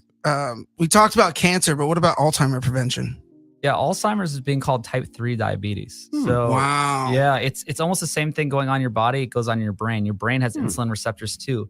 And so we think of cancer and Alzheimer's as a very genetically driven thing. But yes, it is. But there's also a huge component of what you eat. And it's a metabolic disease. People are studying cancer as a metabolic disease. That's what Dom D'Agostino does. He basically studies it. And there's Otto Warburg back in the day, I don't remember what year, did experiments showing that it is he like took out a healthy mitochondria and put it into a cancer cell and the opposite, and showed that it wasn't just genetic, that it was the actual mitochondrial problem. So cancer as a metabolic disease means what you eat affects cancer. So it's same thing with Alzheimer's, is there's gene expression. So even if you have the Alzheimer's genes, you don't have to express that gene. So if you keep like a low blood sugar, you eat a diet that's, like a paleo low carb diet for your whole life, we're thinking that you can avoid expressing that gene and never get Alzheimer's. And it makes sense because none of our ancestors didn't get tons of cancer and Alzheimer's or any of these chronic diseases. They're all caused by our diet. What about soy? Well, you could make a whole movie on that. I don't know if someone's made a movie, but it's just soy, bad. My allergy. Oh, you motherfucker. People talk about estrogen, like, oh, there's hormones in beef. There's like 100,000 times the estrogen in soy than in beef. Wait, so is that why I'm so sexy? Maybe. You see, people get man boobs. If you eat a lot of soy, guys get man boobs. You heard about that, right? Well, you see it all. It went straight to my dicks like that. And lastly, bad vegetable oils. What are good cooking oils, good eating oils? What are bad ones? So I would recommend using, grass-fed butter. That's the most nutritious thing. But olive oil is good. Avocado oil is good, and coconut oil is good. Coconut oil is my favorite. Those are fruit. Oh yeah, I love Coke too, man. Those are fruit oils, though, right? Coconut, avocado, and olives. Those are all actually fruits. So all the bad oils are the vegetable oils and seed oils. They have a very high omega-6 ratio. And then also, why would we try to like press oil out of corn and all these weird things? Like we just invented that. Right, these are polyunsaturated fatty acids. This is not. They just wanted to extend that dollar a little more. Exactly. I love olive oil. We'll have a question from the Underground Black Network. Carl Wakanda Anthony reporting. I just heard about this whole thing about eating garlic, and they're supposed to eat 6 cloves of garlic, roast them, and then eat them in like a day. Is this some sort of cleanse? Does this actually work? Is it a good idea? Well, there's tons of like little things like that I kind of don't pay attention to because there's a million things that can be good, could be bad. It's hard to study them. It's hard to know. And I mean, if it's a whole food, I'd say eat it.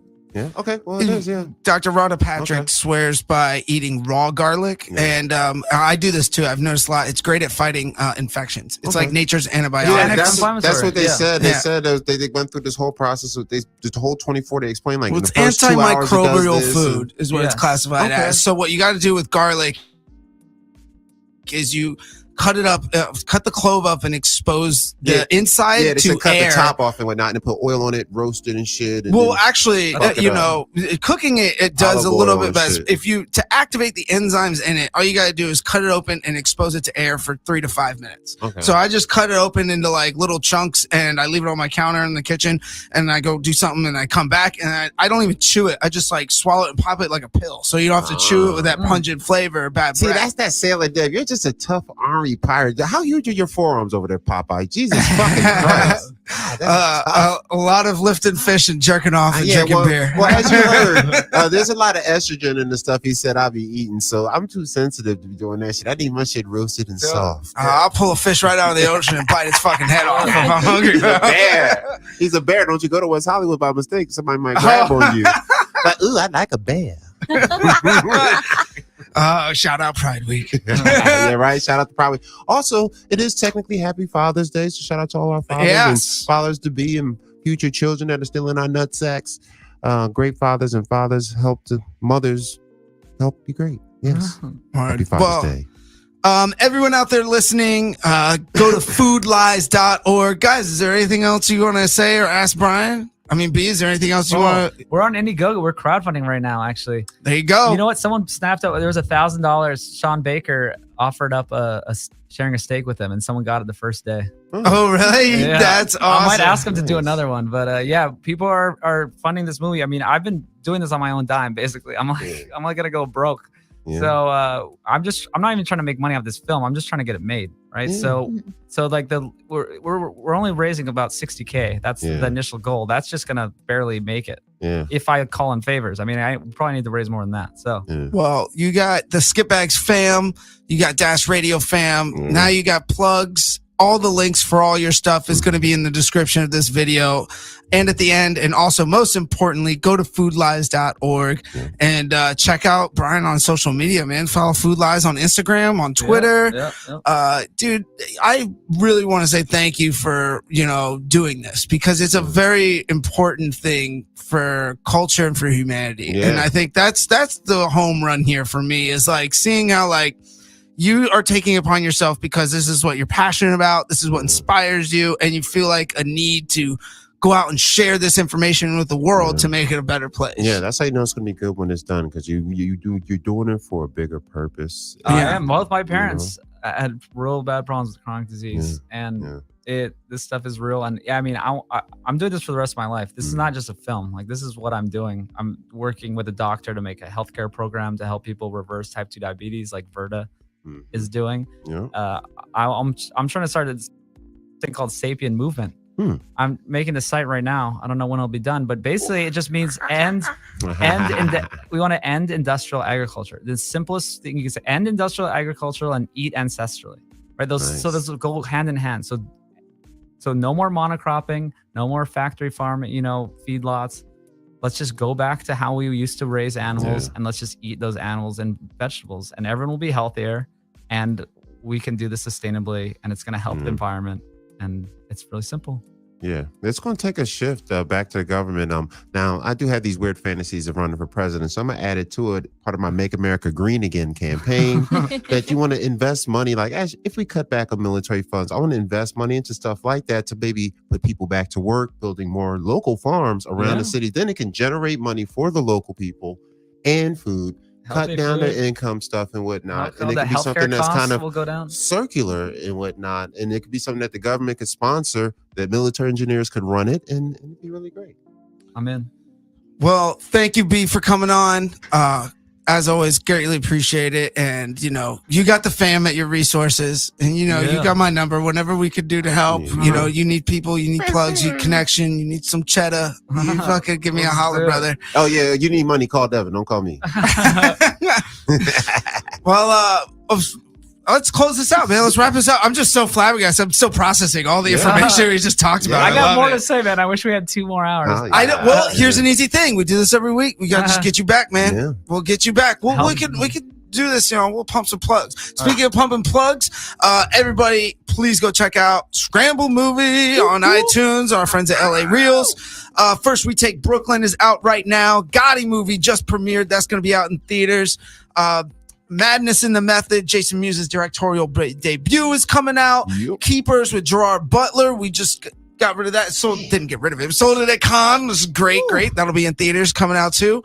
Also, I know I'm forgetting stuff. Carl, you're going to... The Clapper is out on Netflix right now. Yep, Thank you. Also, we have exclusives from Clusterfest. I know we talked about it. We got the episode just aired and is going to continue to air on our regular slot. This will be out in, very soon in the next couple of weeks. But go to our YouTube channel. Please go to our YouTube channel, subscribe. Yeah. That's where you get all the exclusive content, and that's where you get the best of the best. Also, tune in every fucking week on Dash Talk at 8 p.m. on Tuesdays, and make your chance to slide on over to Dash Comedy, because we love our friends over there and we help them out with a bunch of stuff, and we love them and they love us. So other than that, let's tag out social media. Anybody? B, you want to plug anything? Food Lies, man. Just at right. food.lies, foodlies.org. Just find it. YouTube as well. Cool. Yeah. Poppy Carlo on Instagram, Mr. C Force on the Twitters and whatnot. Always check out Sherlock Homie and whatnot on some dumb shit. GT's Comedy Jam, we do comedy shows in LA. We love it. The Ding Dong Show, which is on Mondays at the Comedy Store in the Belly Room. And you better always come back this motherfucker and listen to our shit. Hey guys, follow me on Instagram, Gabby Shake. Follow me on Twitter, Gabby Shake, the same thing. Go on YouTube and check out the Hermione Granger series. Hermione Granger and the Quarter Life Crisis. I'm in it this second season. Parvati Patel. It's amazing. Go check out all that stuff. Yeah. Word. And I did forget to plug one more thing and give a shout out to one of our sponsors is Fight Dub. Go over to YouTube and check out me and Bert's new show, Fight Dub. It's very comedic based. We basically go over different elements of combat and humanity, whether it's professional fighting or a comical movie scene, or even some dude doing fake Tai Chi, not even touching people fighting. And we bring professional fighters and people in the industry on and comment on that. And it's a lot of fun. And speaking of that, the reason I'm bringing that up is we want to give a big shout out to Nuwaza Apparel. Yeah. Go to nuwazaapparel.com to get some fresh fucking swag. If you want a gi, you want rash guard, you want training gear, they got that. But if you just want great art and great puns and a really good tone of some shirts, pants, hats, all that kind of stuff, head on over to the website. It speaks for itself. I don't need to plug it anymore. Nuwaza. And that's it, ladies and gentlemen. Thank you so much. Check us out. Skipbags Radio. We out. Skipbags Radio. Skipbags Radio. We do politics over punani. We do education over ecstasy. We do literacy over linguistic ability. NATURAL, where to get it as green and no plastic everywhere. A natural girl, a natural girl, a natural girl, a natural girl. NATURAL, where to get it as green and no plastic everywhere. A natural girl, a natural girl, a natural girl, a natural girl. Hey. From the skinny to the biggie, ain't no plastic in the body. Keep that trash away from kitty. Like my ladies green the way the nature made them. Curly hair the nation, chocolate presentation. We like the ladies, litty flavored basket Robin skinny waistin'. Don't get it wrong, we even take them yellow, brown, Caucasian. Patron Dr. Umar, ain't no bunny hopping. Too far. The natural queens coming all sizes, dropping stars. NATURAL, where to get it as green and no plastic everywhere. A natural girl, a natural girl, a natural girl, a natural girl. NATURAL, where to get it as green and no plastic everywhere. A natural girl, a natural girl, a natural girl. It's going down. Black Trump in the house. Body parts soft, clean, jean pillows popping. Tasty water flows, nappy heads steady rocking. Where your man at? Well, I'm here now. All that fear chat, it ain't here now. Protection in the building, family beat the drilling. Cooking for the kids and get me piece of bacon dealing. My trusted counsel when I get my piece of bacon building. Keep the family diet clean. I need a NATURAL, where to get it as clean and no plastic everywhere. A natural girl, a natural girl, a natural girl, a natural girl. NATURAL, where to get it as clean and no plastic everywhere. A natural girl, a natural girl, a natural girl, a natural girl. Hey, we do murder over money, and we do righteousness over your activity. I need a natural girl. A Big Papa. Big Papa Apple.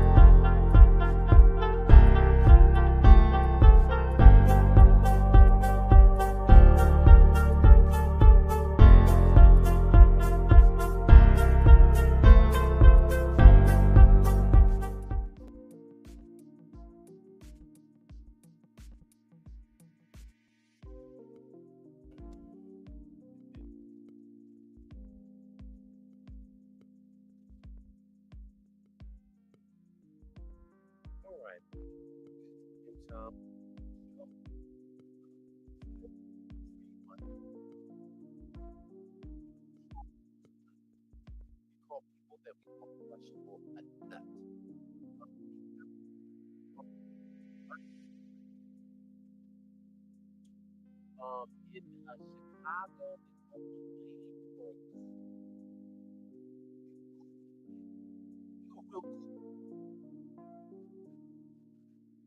down south they call you a Bama.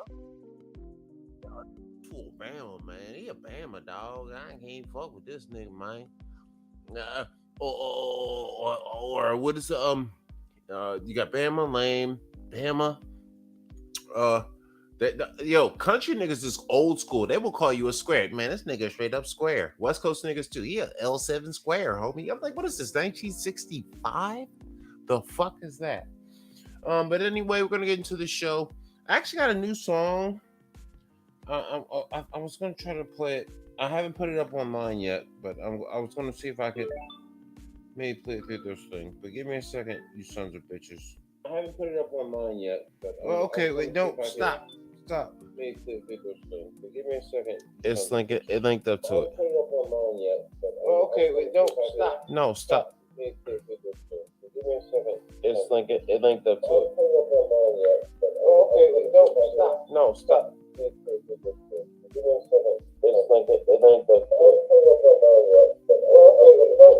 No, stop.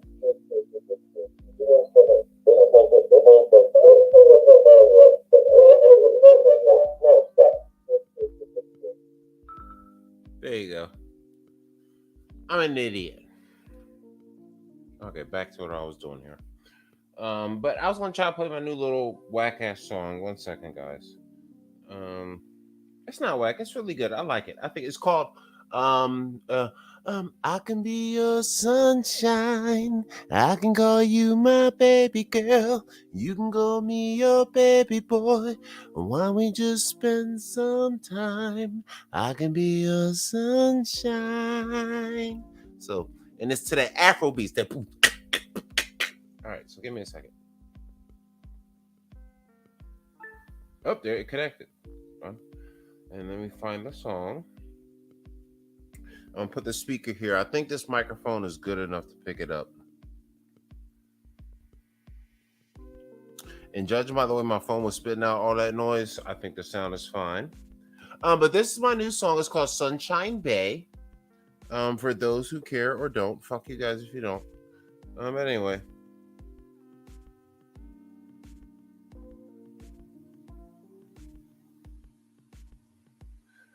I think we're gonna play. Wow.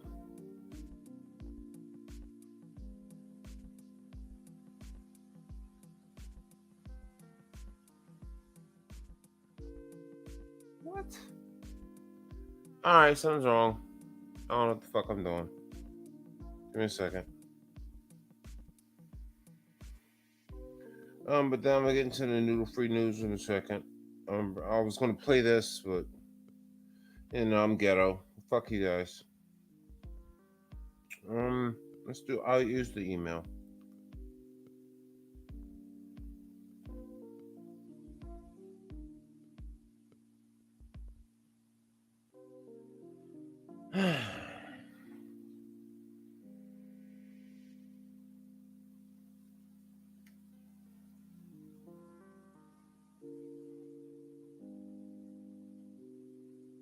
Sorry, guys. Oh, no.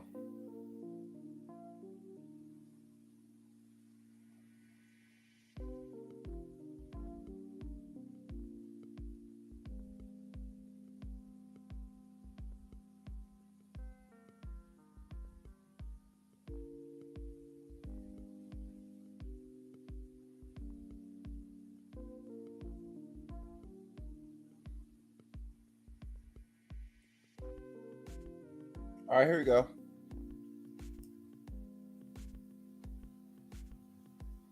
You can probably hear the song. I'm playing it the getaway. I'm turning my music off. It's my new song.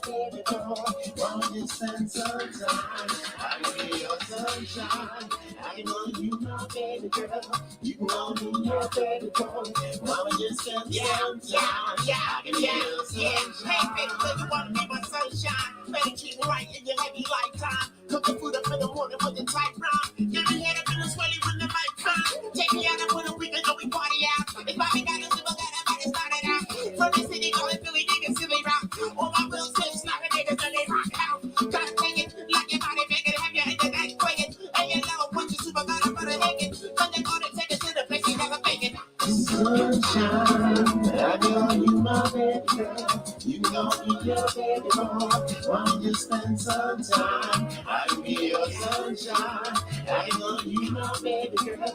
You know me, your baby boy.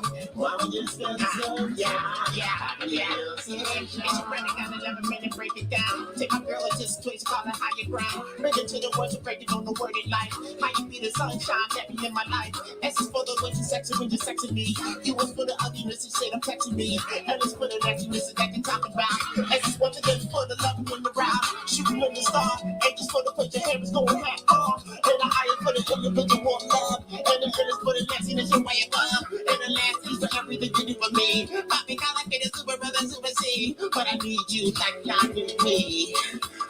Yeah. You're sunshine. I know you my baby girl. You know me, your baby boy. Why don't you spend some time? I'll be your sunshine. I know you my baby girl. You know me, your baby boy. Why don't you spend some time? I can be your sunshine. Baby girl, call me baby boy. Take it to the house, play with my toy. Talk to the house like a choosy choice. Speak the woman that tell you that boy. Call me Mr. Talking Rough. Yo, I like it, love your stuff. I love it, whip it on my jaw. No, that's the man, no. Bobby is cool, but I like a sister. Bobby calls me the super brother, mister.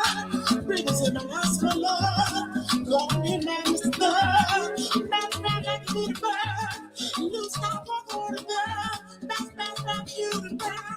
Come to the house, she was a sunshine. I know you my baby girl. You know me, your baby boy. Why don't you spend some time? I can be your sunshine. I know you my baby girl. You know me, your baby boy. Why don't you spend some time? I can be your sunshine.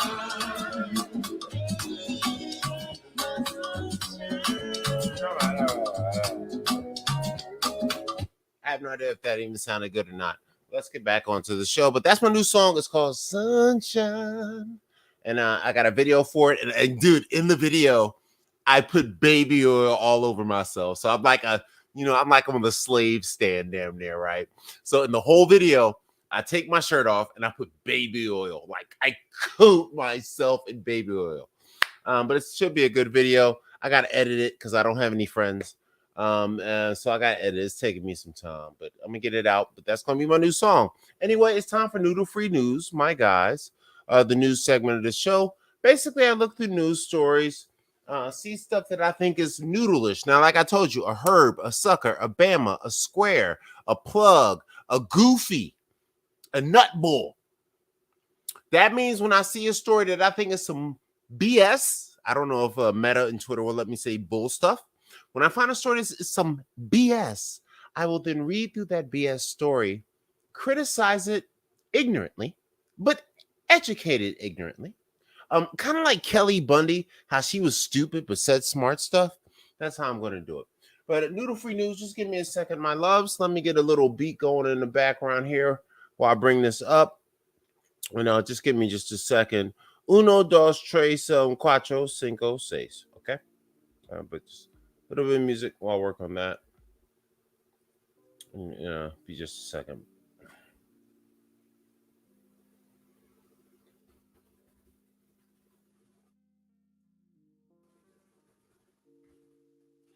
We're going to do some national news.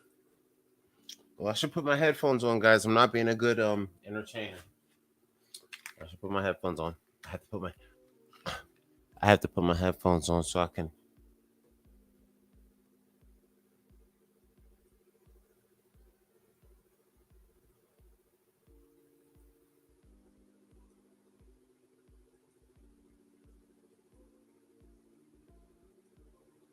Yeah, that's cool. Yeah.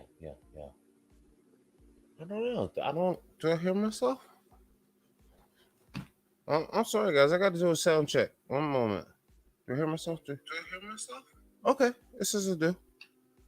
I hear myself on the phone, so everything's fine. Sorry, guys. All right. Let's check this out. Let's get these stories up here.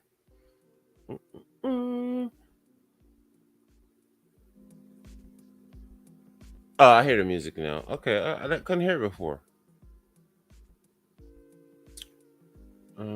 Share. We build while we fly.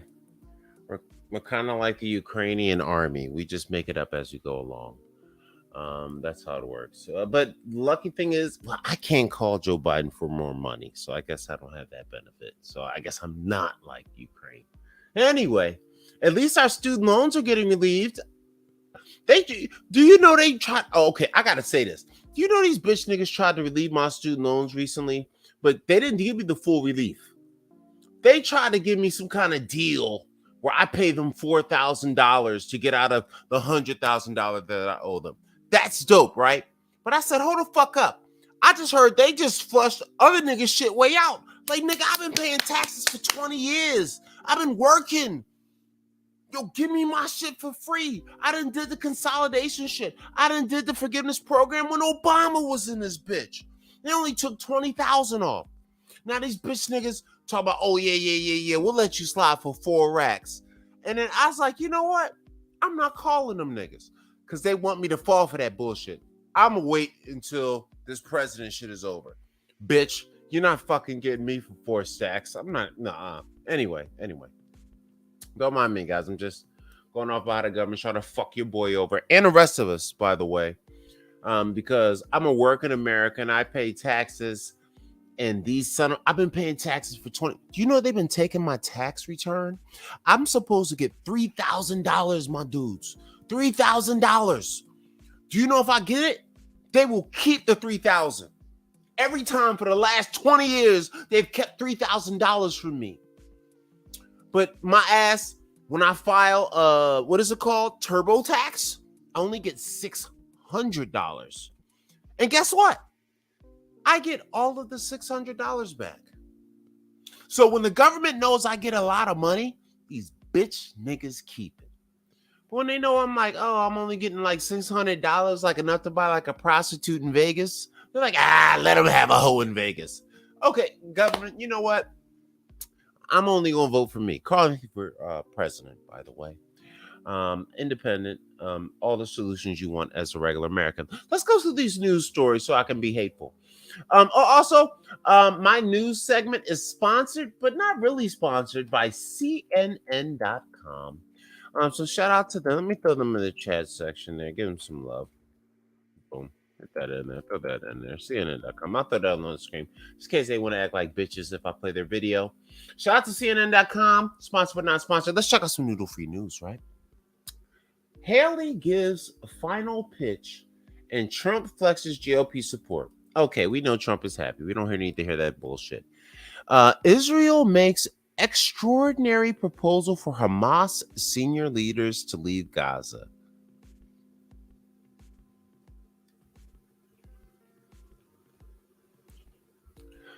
This is some noodle fucking shit right here. These niggas got to... I just don't want to see anybody die in this war anymore, right? But I'm going to tell you, for my J bros with J fros down in Israel to be acting this way, tell me it does not remind me of their German cousins. What the fuck is this shit? Why are they so aggressive, B? Yo, chill, man. Like, yo, no, we'll stop blowing niggas up if you niggas leave. Let's listen to this right here. Let's see what CNN report has to say. We'll stop blowing you bitch niggas up if you leave and shit. Students of any age, from anywhere. Students in a new kind of classroom. This is how you do fair use to. You gotta make it small because you transform the content. Using our technology to power different ways of learning.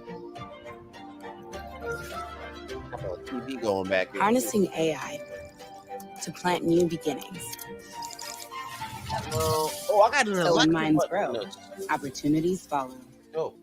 Well, the where and the when really isn't part of the discussion. That's not what Israel is focused on. The key here, according to excellent reporting from my colleague Alex Marquardt, is that Hamas's military leaders, who Israel has failed to find to this point after more than 100 days of war, would leave Gaza. For Israel, that would allow them to claim some sort of victory. And it's worth noting that this information comes from two officials who've been briefed on the international and ongoing negotiations. So for Israel, it means that Israel could claim some sort of victory. Hamas's military leaders, who were critical in planning the October 7th terror attack, would be out of Gaza, and it would weaken Hamas's stranglehold, frankly, on the Gaza Strip. But crucially, it also comes as Israel has failed to achieve its military objectives of trying to completely destroy Hamas. According to Israel's own estimate, Hamas contains or retains, rather, something like 70% of its fighting force, and we see its continued ability to launch rockets at Israel. This proposal, this idea of Hamas's senior leaders leaving Gaza, was brought up at least twice by Israel's Mossad chief David Barnea, once last month in Warsaw, once again in Doha this month. But the country officials have... All right, here we go. All right, let's back. Well, the where and the when really isn't part of the discussion. That's not what Israel is focused on. The key here, according to excellent reporting from my colleague Alex Marquardt, is that Hamas's military leaders, who Israel has failed to find to this point after more than 100 days of war, would leave Gaza. For Israel, that would allow them to claim some sort of victory. And it's worth noting that this information comes from two officials who've been briefed on the international and ongoing negotiations. So for Israel, it means that Israel could claim some sort of victory. Hamas's military leaders, who were critical in planning the October 7th terror attack, would be out of Gaza, and it would weaken Hamas's stranglehold, frankly, on the Gaza Strip. But crucially, it also comes as Israel has failed to achieve its military objectives of trying to completely destroy Hamas. According to Israel's own estimate, Hamas contains or retains, rather, something like 70% of its fighting force, and we see its continued ability to launch rockets at Israel. This proposal, this idea of Hamas's senior leaders leaving Gaza, was brought up at least twice by Israel's Mossad chief David Barnea, once last month in Warsaw, once again in Doha this month. But the Qatari officials who've been handling the negotiations and have been trying to mediate between all the parties here effectively cut it off and said it's a non-starter, that there isn't a situation in which there would be agreement where Hamas's senior military leaders would be willing to leave Gaza as part of a ceasefire. They have control of the Gaza Strip, and it doesn't seem like they're ready to relinquish it. In terms of who Israel would go after here, this would be names like Yahya Sinwar, Mohammed Daif, the senior military leaders there who are a critical part of all this and retain a tremendous amount of control. I got to clown a little bit. Yahya Sinwar. Like, what is that name? That name, Yahya Sinwar. Yeah, what is he, Asian? I want to catch Yahya Sinwar. Like, I don't think that sounds like an Israel thing. In Gaza and are frankly able to manage still an ongoing war. All right, they're acting like bitches. Today, the Israeli military acknowledged that they rolled into a cemetery, took bodies out of graves as part of what they say is a search for Israeli hostages' remains. But as the Israeli military put out that statement, we were completing our investigation into the Israeli military's desecration of cemeteries. And what we found is 16 cemeteries across Gaza damaged or destroyed. I do want to warn our viewers that they may find some of these images disturbing. In Gaza, even the dead cannot escape the indignities of war.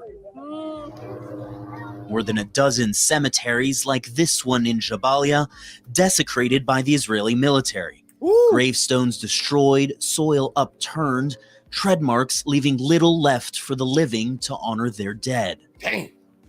This is that same graveyard before the war.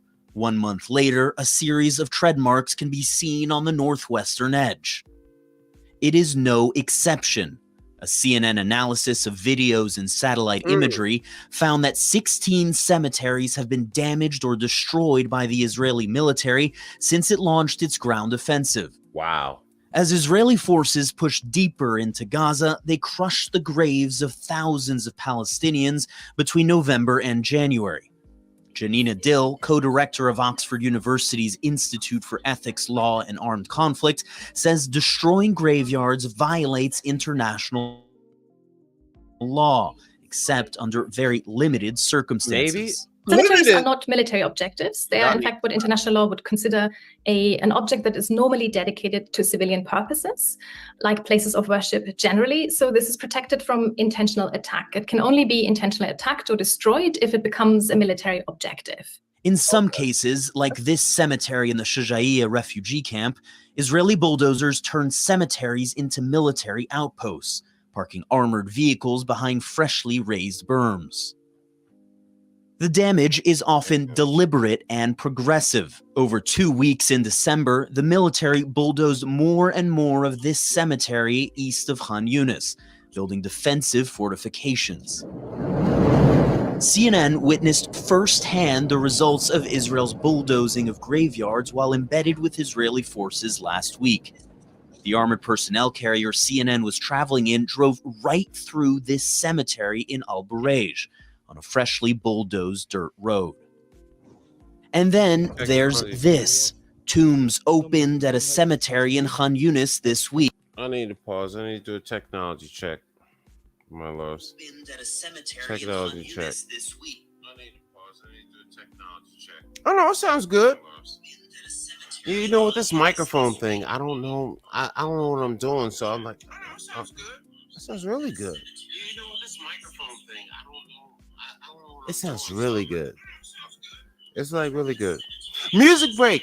It's the midnight train to Georgia. We in LA, California. Just ride to the beat, ride to the beat, ride to the beat, ride to the beat. I pull up on the broad light like I'm Israel in the dark night. Okay, that freestyle's going way too far. Way too far. I was going to do an Israel freestyle. It was going to be hard. Bodies removed from their graves. In a statement, the Israeli military acknowledged exhuming bodies from the cemetery as part of its search for the bodies of Israeli hostages.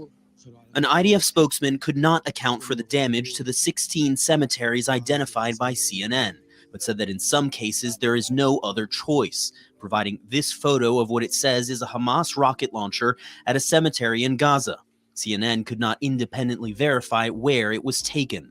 The spokesman could not account for the military post. I gotta give CNN mad props. Now, when I was a young boy, I used to watch CNN when cable first came out.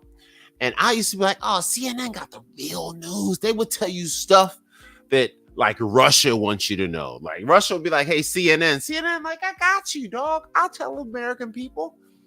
I gotta give credit. This is some hardcore news by CNN. Like, you would think CNN would be very strong on the Israel side, but they're actually showing everything. It's actually beautiful to me that news people are doing the news properly. Maybe it's just me. You should be happy, Americans. Anyway, Hillary Clinton must be pissed. Over graveyards, but said we have a serious obligation to the respect of the dead, and there is no policy to create military posts out of graveyards. In at least one case, the Israeli military appears to have taken pains to maneuver around a graveyard. The Deir el-Balah War Cemetery, which holds the remains of many Christian and Jewish soldiers from World War I, left intact, despite devastation all around. What is it called? The Deir el-Balah Cemetery. God, I mean, you know, I'm gonna tell you, other people from other countries have such beautiful languages. Even when they're talking about such a horrible thing, the language still sounds so beautiful to me. And this is what we do to beautiful people. You see it on screen. This is what we're doing to beautiful people. People with a language that beautiful. This is what we're doing. For money. At the Al Tufa Cemetery, a very different picture. Residents say bodies were uprooted by Israeli bulldozers. Damn! We're currently retrieving the corpses of the martyrs that are present in the cemetery. The occupation forces have run over most of them with their bulldozers, and we've only identified a small number of corpses and martyrs. As for the rest, their identities remain unknown. South Africa cited Israel's destruction of cemeteries as part of its case, arguing Israel is committing genocide in Gaza. Israel denies the allegation, but experts say cemetery destruction could be evidence of Israel's intent. There's huge symbolic meaning to the notion that not even the dead are left in peace. It suggests that disrespect towards the kind of spiritual life of your enemy, their cultural property and heritage, is an evidence of an animus against your enemy that is unhelpful in this context. The Israeli military is still desecrating graves in Gaza.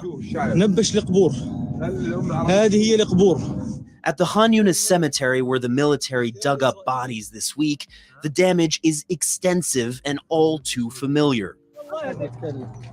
Tombs destroyed, shrouded bodies sticking out of the soil, the dead roused from their final rest. And the Israeli military pointed to Hamas using some of these cemeteries for military purposes to justify what we've documented here. But what we're talking about isn't just strikes on these cemeteries. In some cases, it's the bulldozing of entire cemeteries, putting military outposts there, heavy armored vehicles driving right through the graves, showing very little care for the dignity of the dead. It speaks to something far more systematic than what the military acknowledged. Damn. All right, let's back that up. So that was some noodle stuff right there. So Israel's doing some gangster shit. Well, you know, whatever, right? Well, what can we do? Well, you could vote for me, Carl Anthony, for president, but you know, you guys don't want to do that. Jennifer Hudson and Common hint that they are dating each other. We've known this for 6 months. Okay. See, and let me tell you something. See, this is a black thing right here. Let me tell you something, white people. We done known Common and Jennifer Hudson been dating for 6 months. Fuck y'all been? The fuck y'all been? Y'all didn't know this shit? Oh, you niggas is a trip. During her talk show, you niggas is late. Like, we ain't known y'all been fucking. Whatever. Okay, Jennifer and Common. Let's see what this says. Jennifer Hudson and Common may have just confirmed they have a lot more in, yes, common. I tell you, you should let white people like shit, write shit sometimes. That shit was about corny as two motherfuckers on a hot Sunday. But anyway, he might have been Indian. I don't know. Or she. It could have been a she that wrote this. I'm sorry, I don't want to be sexist. A woman could have also wrote a shitty article. All right. Yes, in common. Fucking stupid fucking wording. Than just being two Chicago-raised, highly celebrated musicians. Dude, we know they've been fucking for like a year, my nigga. Like, they've been fucking ever since he left Tiffany Haddish. Like, the next day they was fucking. The next day, my nigga. Anyway. So they together, blah, blah, blah. She's a host. I have to ask you a question. Blah, blah, blah. This is some bullshit. I'm not reading this noodle. This some noodle ass shit. The motherfucker on CNN Entertainment gonna hop they bitch ass up and act like they fucking know some shit. No, you don't know shit, CNN. You're late as fuck. They've been fucking for like a year. Jesus fucking Christ. Well, they just announced. Yeah, and I just announced that I'm the president of the United States. Put that shit up too, CNN. The fuck? You niggas is late as shit. All right, that was mean. That was mean of me. I'm sorry, CNN. I'm using your content. I apologize, CNN. You're right. I'm a dick. Side note, Martha Stewart can get it. I don't know if you've seen her on her Instagram.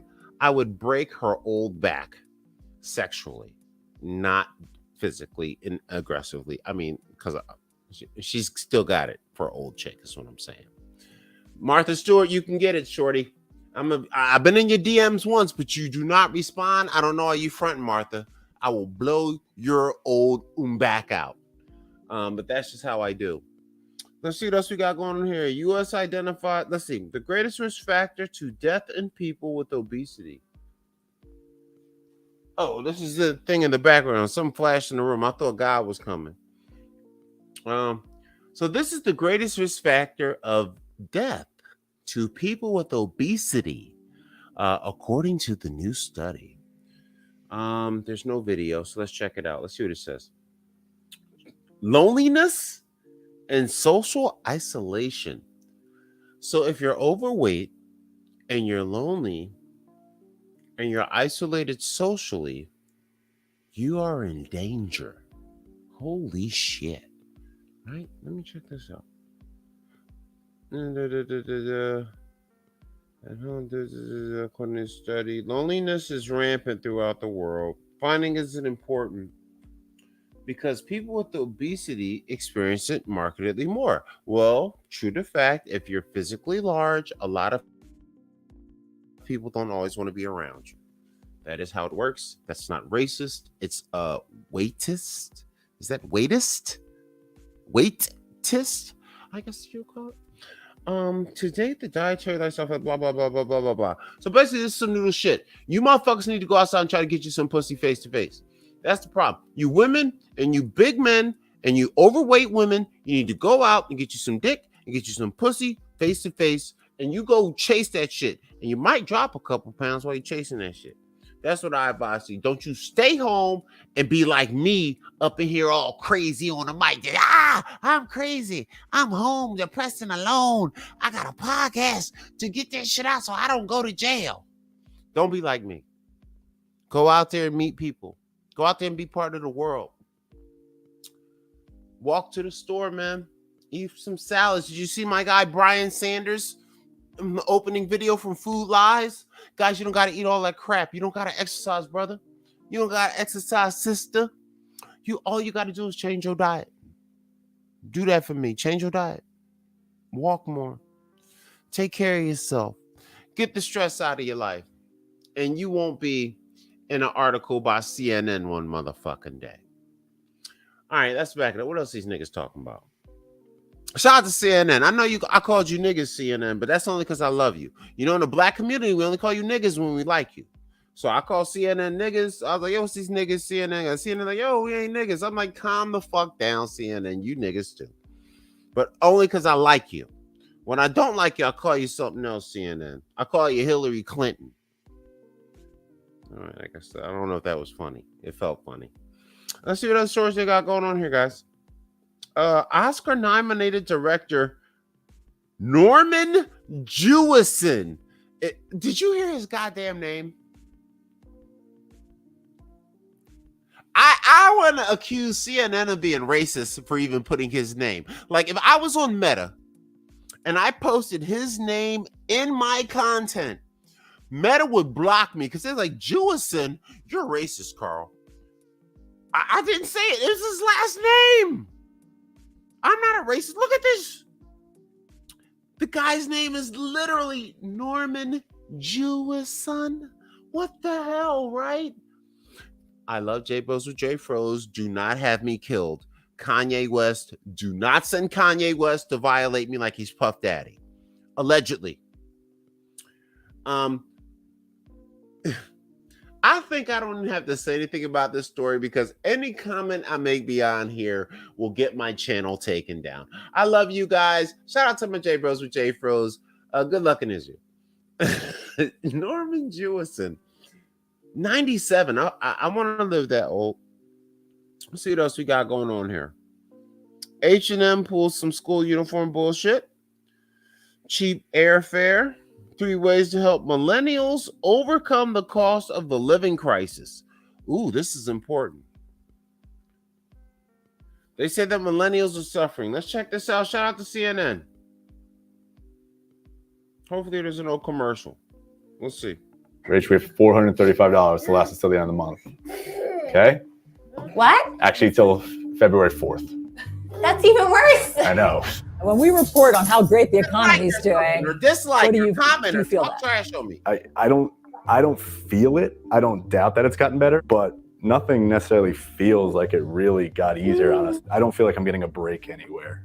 The American economy looks strong, a robust job market, stocks near record highs, inflation cooling, but many people are not feeling the positive vibes. I see $400 going towards my student loans, and I see $545 going for HOA, and I see groceries averaging about $150 a week. Sure, maybe for my wife's retirement portfolio, it might be looking great, but we need to get there first, right? On Saturday, we heard how MetLife Stadium is preparing for the World Cup final. Danny Navarro did not plan to be a TikTok creator. If FIFA decided to sell tickets for the 2026... That was not his goal when he graduated with a history degree on a scholarship from the University of Virginia and started working at a nonprofit.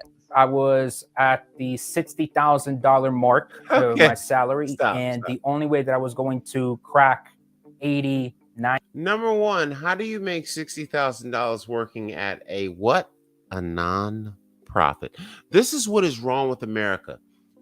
He's working at a non-profit and he was making $60,000. Should a non-profit not make enough profit to pay his ass $60,000? Government contracts is how America is being robbed. This is why we be in war. This is why we do all this conflict. Because we give out these contracts. And I'm gonna teach you, if you want to get rich in America, get you a government contract. Be the middleman for trash disposal.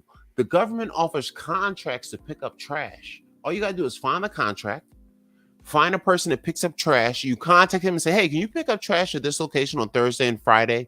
How much does it cost? He'd be like, oh, it's $800. You'd be like, thank you. Then you go check the government contract. You say, hey, government, I can pick that trash up. And the government's like, all right, I'm gonna give you $4,000. And then you pay that guy $800 and you keep the other $3,200, and all you did was be the middleman. This is the kind of stuff.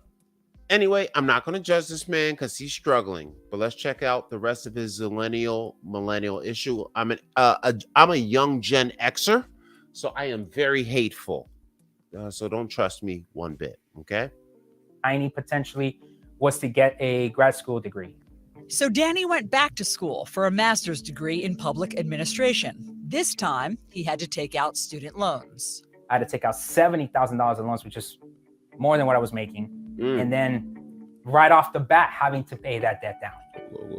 And so it's almost like we're basically thrown into the hole, and right away, we have to start climbing out of it. Let's see here. That was 8 years ago.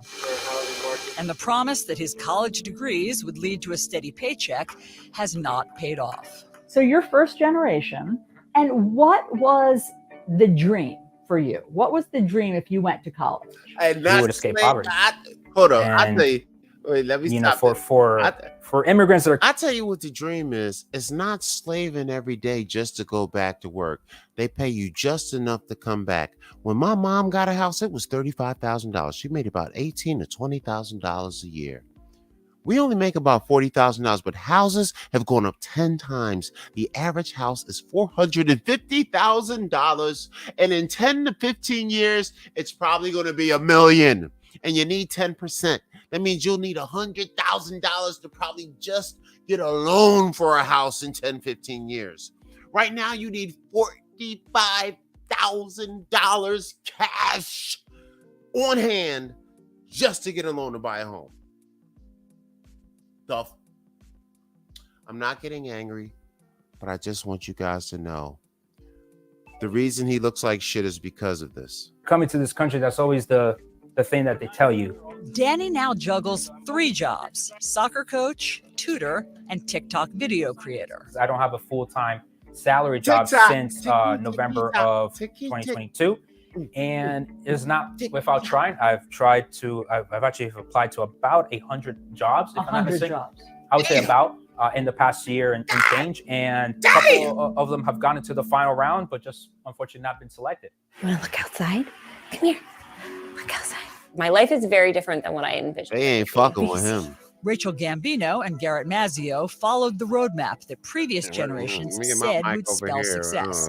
Go to college, get married, work hard, buy a house, start a family. Yeah, this is the American dream, but At what cost? At what cost, bro? We have all of those things and we appreciate every single one of those things, Mm-hmm. but we think about how we could lose those things very quickly. If one of us loses our job, we're in a not good place. That's right. Between their college debt and monthly Let me mortgage tell you, payment, America, they feel something. they've slipped into a These wonderful, hardworking people. Did you hear what she said? If one of us loses our job, white ninjas, we done.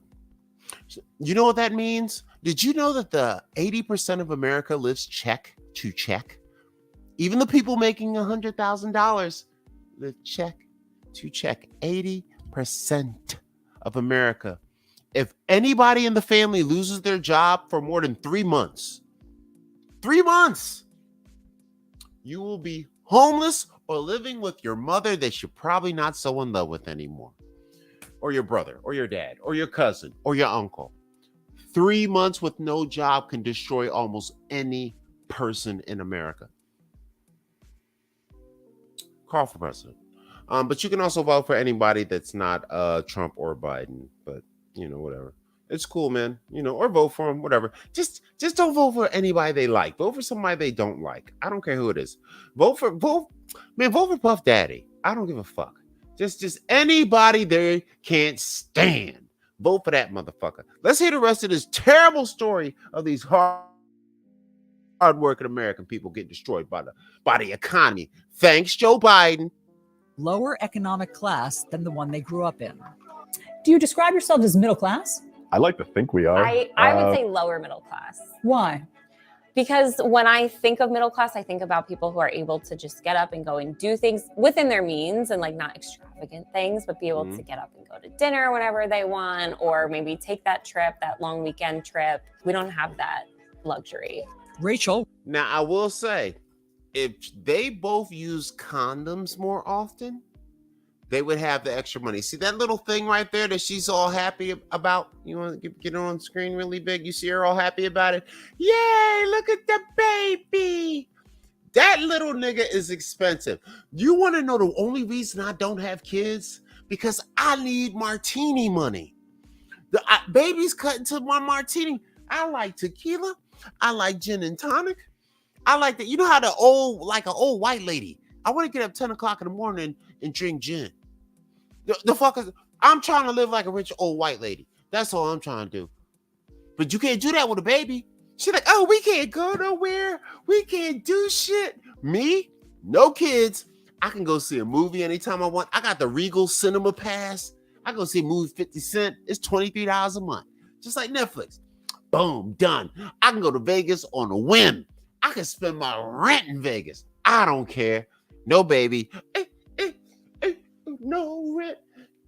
No babies eating up my money. But the whole point of that, even though I'm acting so silly right now, is that you can't live the American dream like my parents and our parents and grandparents did anymore. Two people, one person. Remember Al Bundy? Al Bundy was a goddamn shoe salesman. He had a 3-bedroom house in Chicago, in the city, with a big booty wife, a gorgeous daughter, a thug for a goddamn son. He had a Dodge that he maintained it so well, it got to 1 million miles. You know how well you got to maintain a car and take care of it to get it to 1 million miles? And nobody in that house had a job. And all he did was give them every dollar out of his pocket. And we called him a goddamn loser. Shit. Fuck. Al Bundy was goddamn Kevin Samuels. He was a high goddamn value man. He done worked 30 years taking care of the woman, the kids. They all went to college. They had a good TV show. What the fuck, nigga, right? Al Bundy was that nigga. But you can't do that anymore in America. This guy can't be Al Bundy and have a shoe salesman job and have a house and take a vacation. Remember, the Bundys used to take vacations. They said they can't even take a vacation. They are lower class than the Bundys, bro. Does anybody hear that? They are lower class than the Bundys. No, nigga, they have turned us into less than Al Bundy. We haven't even scored 4 touchdowns in one game yet. Anyway, let me bring it back to the news thing. Let's hear the rest of the story. Works at a nonprofit, Garrett as an insurance underwriter, but their paychecks barely keep pace with their $3,400 monthly mortgage payment. Woo! Rachel's 26-year-old sister, Kristen, moved in to help offset costs for all of them. So all of this is affecting your family planning. You know, once we started getting daycare costs, it was like, we cannot afford to have another child until he's in a public school system. I'd love for him to have like a partner in crime, but we can't afford to give him that for at least 4 years. And is that sad? I'm sad. Like our family is dictated by our financials, and yeah, I just never thought it would be that way. Buddy. So what would they do differently if they could do it all over again? Avoid student debt, even if that means rethinking college. Go to college, get out of poverty, the money will come. Dog. It's not as that simple. No, right? it ain't that fucking simple. But that's a scam. I am in $100,000 of student loan debt. I did student loan forgiveness when Barack Obama came through. They took off $20,000. Bitch niggas, right? So then I don't fuck with them. I won't pay them niggas shit. You'll get that money from my cold dead. Let me take my glasses off. You'll get that money from my cold dead motherfucking hands. You hear me? Look, I unplugged my goddamn headphones. I was so serious. Let me lean in. You will get that money from my cold dead motherfucking hands. You hear me? Wipe that shit out, Biden, because I won't pay you niggas ever. And I got a 690 credit score. Yeah. So even though I owe you niggas, I still got an almost 700 credit score. By the way, women fuck me. But that's a whole nother situation. Anyway, let's get back to it. I'm stupid. But yeah, guys, it's not like it used to be. Go to college, they'll pay you enough money to pay off your loans and get a house. No, it's not like that anymore because inflation. The economy, it's fucked. My advice, buy a van, travel around the country, then move to Uganda. That's my advice. I haven't done it yet, but I want to. Actually, I'm going to Belize. You guys can come too. Yeah, man. We go to Belize, man. In a better economic position, not taking in the graduate student loan debt. Yeah, probably. I think this idea of going to college is something that I don't know if Miles will do, and we have decided we're not going to push him there either. I think a lot of millennials were forced into saying, like, you need a 4-year degree in order to be successful. And I have a communications degree, and I definitely did not need that to be successful. I got 6 years of degree. And so I think like it starts with when you turn 18, you're already put into a disadvantage. And I think we need to like change that mindset for the next generation. Did I go to college to go do TikTok videos? No. Hell no. But is that the one place right now where I can make, do you see, money potentially? So let me go make my TikTok videos while I'm at it and hopefully find a new way to live the American dream. Damn. That's real shit right there. Nigga had to do some TikTok videos so he can feed his baby, my nigga. I don't even got kids. I gotta get on TikTok, I guess. I guess I'm bullshitting. According to him, I'm bullshitting. Like, nigga, you ain't even got kids. Why ain't you on TikTok? Doing them dances. You know them dances. You know, like, you know how all the white people. Okay, I gotta talk about what is with. Okay, I gotta get myself ISO'd up on this, guys, because we gotta talk about this. 1 second. Let me get this logo down out of the face. I gotta talk about this.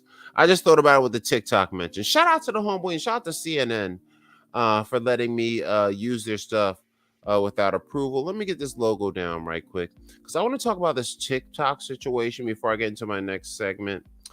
I don't know.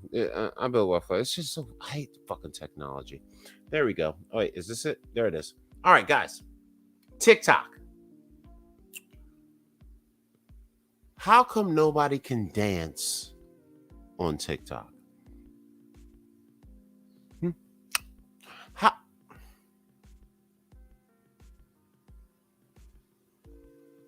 Even the camera knows. How can no one dance on TikTok?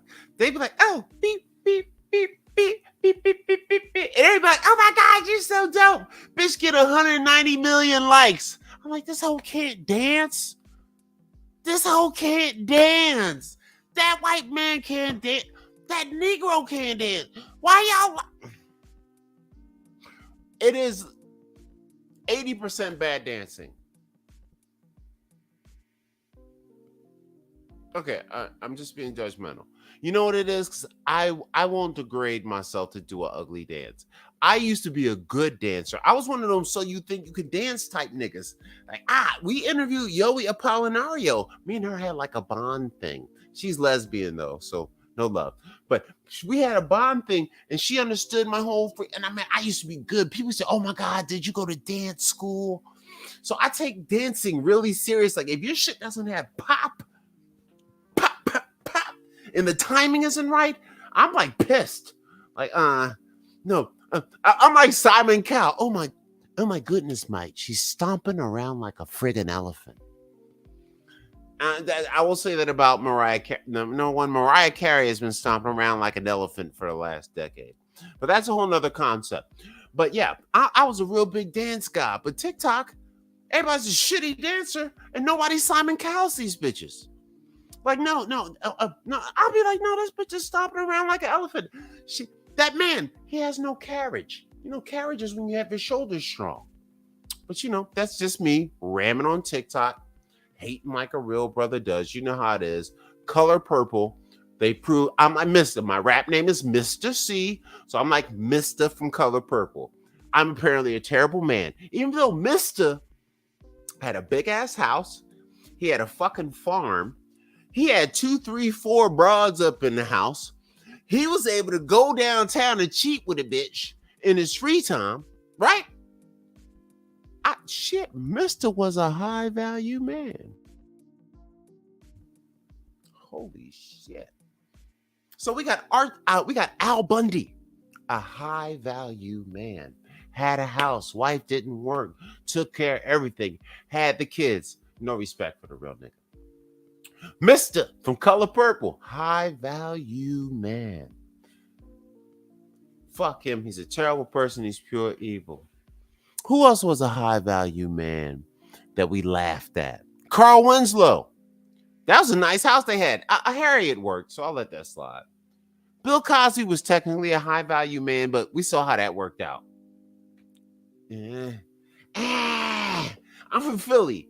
I know how nasty we get. So I guess that didn't work out. But there's a lot of guys, and it's just like, I don't know. Maybe being jobless like Pookie and Ray Ray, getting a few tattoos going. Say shit like, yeah, I'm saying, yeah, I mean, nah, fuck that. I don't even be voting because our votes don't even count, my nigga. You say shit like that, women will have your baby on the spot. Fuck a condom. Matter of fact, no sex needed. They'll just pull the sperm out and shove it up their coochies. That's how much they'll be horny after you say something that's stupid. So if you want to have sex with women, if you're a virgin out there and you're between the ages of 25 and 18, because I'm meeting a lot of young guys. I'm meeting a lot of young guys that are virgins in the country. I'm 22. I'm a virgin. I'm 21. I'm a virgin. I'm 19 and never kissed a girl. I'm like, what the fuck is going on? I tell the young boys, motherfucker, I will take you downstairs right now, get you 6 beers, a bag of cocaine, and we will get you some sex right now. Now, she's going to be fat and ugly, but that's not the point. You will get you some sex. So I don't know what's wrong with these kids today. I mean, lower your standards. Arrogant pricks. This is that OnlyFans and the Instagram with all the fake titties and butts. It makes guys have a editorial moment. Guys, if you have never touched fake titties or a butt and you think it looks great and you're always clicking on it, her fake boobs and her BBL looks great. Dog. I wish I had my basketball right next to me right now, son. A fake butt and fake titties feel like a basketball filled with air. Do you understand that? If you've never had a chance to touch a BBL or a fake body girl and you think it's the hottest shit you ever seen, yeah, it looks good in clothes, my dude. But when you're hitting or when you're grabbing and you go to smack your girl butt, this is like, okay, nothing's moving. And you're like, wait, okay. Like, is this made of steel? It's like a basketball filled with air. And then you start thinking, is this even a woman? Is this a fucking robot? Like, what am I even fucking here? Yeah. Any ladies listening? A small booties matter. Natural booties matter. I don't care how flat your ass is. If it's natural and it's soft, God bless you, woman. Guys, don't you glorify that fake body shit until you fuck one of them. If you think it's so great, you go out there and you fuck some girl with a fake body. And then you come back and tell me how damaged you are afterwards. That shit fucked me up. Like, I was so hyped. This girl looked like a 5'10" Kim Kardashian. I gotta tell you the story. So I was in Tijuana. And no, it wasn't, because what happens in Tijuana stays in Tijuana, so I wasn't there. Point is, I came across a young lady that had the opportunity to partake in. She was 5'9", long, dark, like Persian, Middle Eastern hair, the whole Kim Kardashian. She had the fake lips, she had the fake boobs, she had the fake butt. I was like, yo, son, I'm about to go to town. I'm about to go to town on this big woman, man. Dog, it was the worst sexual experience of my life. Not because she wasn't beautiful with all that fake shit, but dog, everything I went to grab and squeeze in the passion of the moment felt like I was touching on Joe Biden when he was dead. It was like, okay, let me grab a okay, that's hard. Let me grab some, okay. Oh, wait, okay. What is this I'm plugging right now, bro? So beware of women that have heavy surgery. The titties are cool, bro, but the butt is weird. You can get by the titties, but the butt, bro, I'm telling you, I don't know if you flat booties matter. I'm gonna stress this. Natural booties matter, my guys. I need you to know that. All right, let's get into the next segment of the show. I think we're gonna skip Noodle Free News, and we're gonna jump right into our next segment, which is going to be Noodle of the Week, which is all the comedians that were mad at Cat Williams. I'm gonna play a quick break. Since I was talking about natural bodies, I'm gonna play my video about natural women again and come back, and we're gonna get into our Noodle of the Week, which is all the comedians that were hating on Cat Williams. We're gonna go through, review some of the videos of people that responded to him. I can't remember who that fat guy with the big neck is, but he was so pissed. Crybaby bitch. But anyway, let's play this right now. And let's play my little bullshit video, and then we'll come back and get back into the final portion of the show, which is the Noodles of the Week, which is all we do politics over punani. We do education over ecstasy.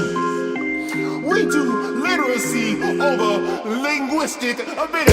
N-A-T-U-R-A-L with a get it ass clean and no plastic everywhere. A natural girl, a natural girl, a natural girl, a natural girl.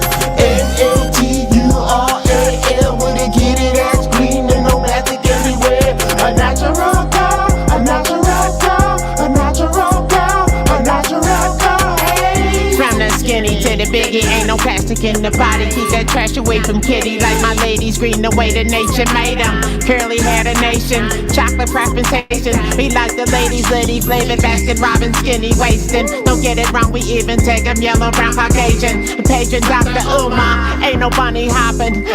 Too far. Natural queens coming all sizes, dropping stars. N-A-T-U-R-A-L with a get it ass clean and no plastic everywhere. A natural girl, a natural girl, a natural girl, a natural girl. N-A-T-U-R-A-L with a get it ass clean and no plastic everywhere. A natural girl, a natural girl, a natural it's going down. Black Trump in the house. Body parts soft, clean, jean pillows popping. icy water flows, nappy head steady rocking. Where your man at? Well, I'm here now.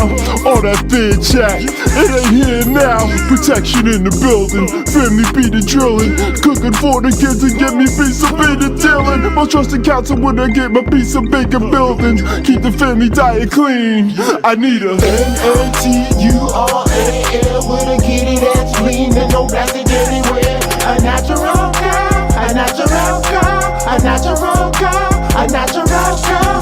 NATURAL with a kitty that's clean and no plastic everywhere. A natural girl, a natural girl, a natural girl, a natural girl. Hey, we do murder over money, and we do righteousness over your activity. I need a natural girl, a Big Papa African.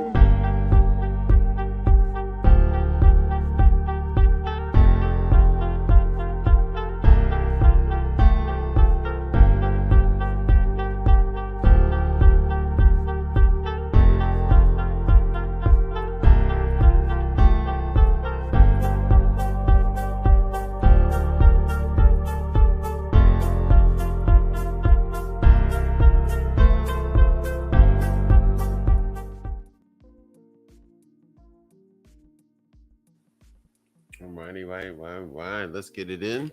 So we're going to do our final segment of the week. And this is our segment. It's called the Noodle of the Week. Normally I pick an individual person, similar to Charlemagne, the Lesser Charges. What does he call it? The Donkey of the Day. I do the Noodle of the Week, which is somebody I figured I pick anyone that's acting the fuck up, basically. Well, this week, I feel like all the comedians that are responding to Cat Williams are acting all the way the fuck up, right? So what I'm going to do here is I'm going to look up some of the videos of the comedians that have responded to Cat Williams. We'll go through some of those videos. Shout out to Invincible I got going in the background. Great visual stimulation. I mean, God, fucking just, man, powerful show. And whatnot. Love Invincible and whatnot. You know, of course, for copyright reasons, can't play the audio, can't make it big. You know, you got to transfer the content, keep things small. But I like it as a good background, you know, because it's pretty fucking cool, man. I think that's very important. Multiple stimulation sources are good. Gen Xers, millennials, and zillennials, we have codependency issues. So if there's not two things going on at once, we can't appreciate it. We're like, yes, it's a good show, but where's the video in the background, bro? Right? Good show, but I need two things going on. That's good to entertainment. But that's me. Let's look up our Noodle of the Week. Let's track down some stories from the angry comedians about what Cat Williams said. Let's check out some responses to Cat Williams. Because this, to me, well, I'll give a commentary as I look it up. I just feel like these guys are acting like bitches, right? Oh, Cat Williams said I stole his shit. Why don't you just explain to people the difference between stealing jokes and not stealing jokes? Say, hey, I didn't steal his shit. Just because I was in a car, like Cedric the Entertainer, just because I was in a car listening to music doesn't mean I stole the whole rest of your joke. My joke was about white people going to space and leaving black people, and how black people would do anything to get there anyway, and we will drive a spaceship and pimp it out if we have to. But the spaceship did not break down. You did not have to push it to start it. You did not have music so loud you couldn't hear what was going on. Cat Williams' joke was that black people drive with music so loud they don't know the car cut off. Cat Williams also smoked cigarettes, yet he did not use a cigarette in his joke. And his whole thing was about the car cutting off because the music was so loud. It wasn't about space. It wasn't about freaking out a shuttle. It wasn't about how white people wasn't leaving us behind. They had no race essence. That man did not steal Cat Williams' joke. And now we've come to find out that Cat Williams is a joke stealer. The fuck is that? Now, Carl Anthony Jr. here, let me tell you something. I don't steal shit. Now, I will take something from Michael Jackson, but I mean, it's like 100 years old. My rule is the person has to be dead are out of the game for you to borrow or learn from them. Because every artist is a combination of the people that they truly love. I am Buster Rhymes, KRS-One, Nas. I'm all those guys wrapped up in one, right? Yeah, that's me. Woo-ha! I got you all in check. Ah, that's me, right? But I would never steal a Busta Rhymes mine and make a song called Woo-ha. But some comedians, especially very young comedians, tend to do this because they don't want to be embarrassed on stage. So under pressure, they'll take somebody's joke to get them away. Me, I don't give a fuck. I will offend you niggas every chance I get on stage. I hope you don't like my jokes, motherfucker. Matter of fact, I hope you call the cops after I tell my joke and then wait out back so we can fight. That's what I want you to do when I tell a joke. But that's just me. That's just me. What's going on, Amazon? Amazon, what is the show over? Oh, it's a new episode. Love this Invincible show. Great show. If you haven't watched it, watch Invincible. Watch Gen V, which is the follow-up to the one with the superheroes. I forget what it's called, The Boys. But Gen V is really good. Excellent. And this is you remember Liquid TV on MTV? Remember how you used to have Liquid TV? It used to be like the adult things like Eon Flux. The adult like the adult version of cartoon. So I really like it. It's a real true cartoon like innovation. So let's get on to this community. Let's go to some.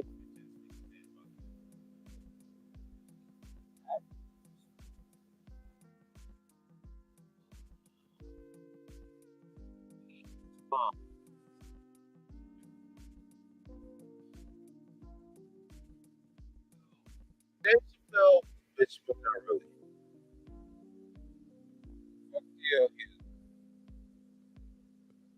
Here we go. Every celebrity responds. So what? I want to give this guy his credit.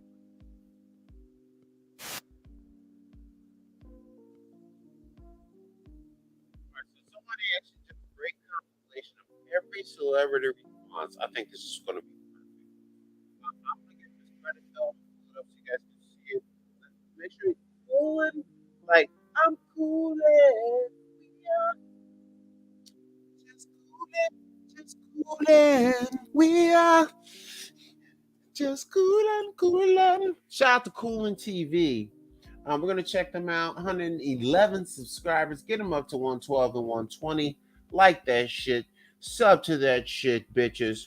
And I'm going to do a few little fair use stuff before I let this video go. But this is a full response from all the entertainers to the Cat Williams circumstance. But I want to give full due respect to this person because I'm really practicing doing my fair use stuff properly. 1 second. Original video. I do all this shit, right? And then what you do is you put it in your comment section of your main thing after the post, or you can also update it through StreamYards in the middle if you like. But somebody gave me a strike and he was like being a dick about it, and I didn't really want to contact. There's like, oh, you can contact him. No, I'm not contacting you for shit, bitch. I do really good fair use. If you're gonna do me like that, you just a pussy nigga. That's what I figured. So hopefully Coolin TV is a real nigga. And when I check out the original video right here, I'm gonna also go ahead and man, 1 second, you bitch niggas. I want to get this in my let me get this in my my other thing too. Put it up here. You got to hit edit up here, right? And then go to this thing, and then you add it because I already got CNN in there. Because you know, my news segment is sponsored but not sponsored by CNN. I don't know if CNN agrees with my commentary, but they don't know it. CNN is free sponsoring my shit for free. That's right, CNN. I'm giving you a free sponsorship. You should help make me president, motherfuckers. Stop being bitches. But that's a whole nother scenario. Anyway, let's check this out. Shout out to Coolin TV, you bad motherfucker.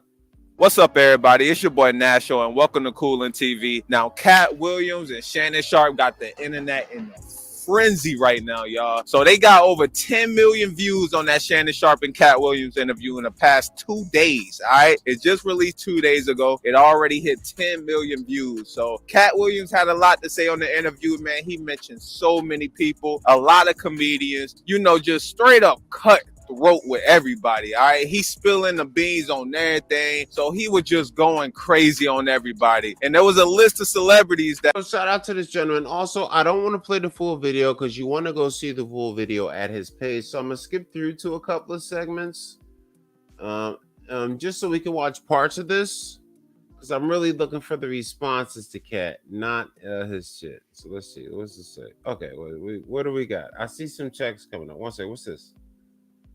Let me see what this is. All right, let's see what this says.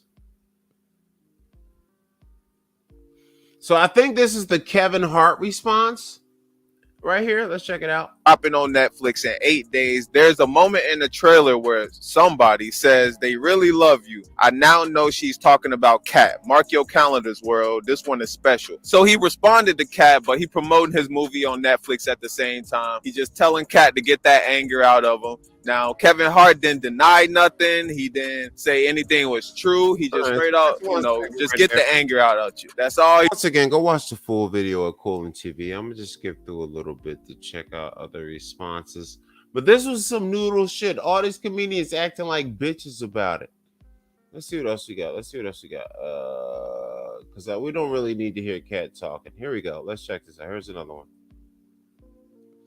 So, Cedric the Entertainer. Now, I will agree. He did not steal Cat Williams' joke, and Cat Williams was tripping on that bullshit. But let's check it out anyway. Shout out to Cool and My career can't be reduced to one joke Cat Williams claims as his. I've been over 40 movies. My specials and brand speaks volumes for I Am. The people I have put on, including Cat in the Hat at the Gibson Amphitheater. So he's saying in this comment that he put on Cat in the Hat. And if y'all don't know Cat in the Hat, you know, Cat Williams explained that in the interview. He said that was his first name before he went by Cat Williams. But if y'all watch the interview, he said Disney gave him a cease and desist letter for him to change his name. He couldn't. Disney is racist. Like Walmart. Walmart is racist. Walmart. Okay, allegedly. Disney is racist. Okay, allegedly. Joe Biden. Okay, I think I'm getting carried away. Let's see what else we got going on here, you troublemakers. You know, I blame you guys for this, not me. Don't you guys blame me. I blame you. Oh, Ricky Smiley. He was hating on Ricky Smiley, too. Let's see what we got here. Shout out to Cool on TV. Just for their own self-aggrandizement. Comments that Cat Williams made. Whatever. I can't speak on behalf of the other comedians, but the only thing I can speak for is myself. Cat made some comments on Shannon Sharpe's show about when I was on Shannon Sharpe was telling him the story of some of the behind the scenes from Friday After Next. Let's start with that. When I went out there, let's just go back. In 2000, I was the host of BET Comic View and in the season 2004. I also worked on this show called Live from LA. That was my first job with BET. And that's where I met Ice Cube, if I'm not mistaken. And Ice Cube was like, man, hey, man, I like your work. I want to do some stuff with you. I want to put you in some movies. And Ice Cube. So was that his Illuminati meeting? Was Ice Cube like, yo, I don't fuck with the nappy dugout. I don't fuck with the Brooklyn English. Let me take it from your nappy dugout with your white cave, bitch. Oh, wait, is that what they said? No, not me. Oh, no, that's all I heard. Okay, I thought it was just me. Started putting me in movies, which really helped my career.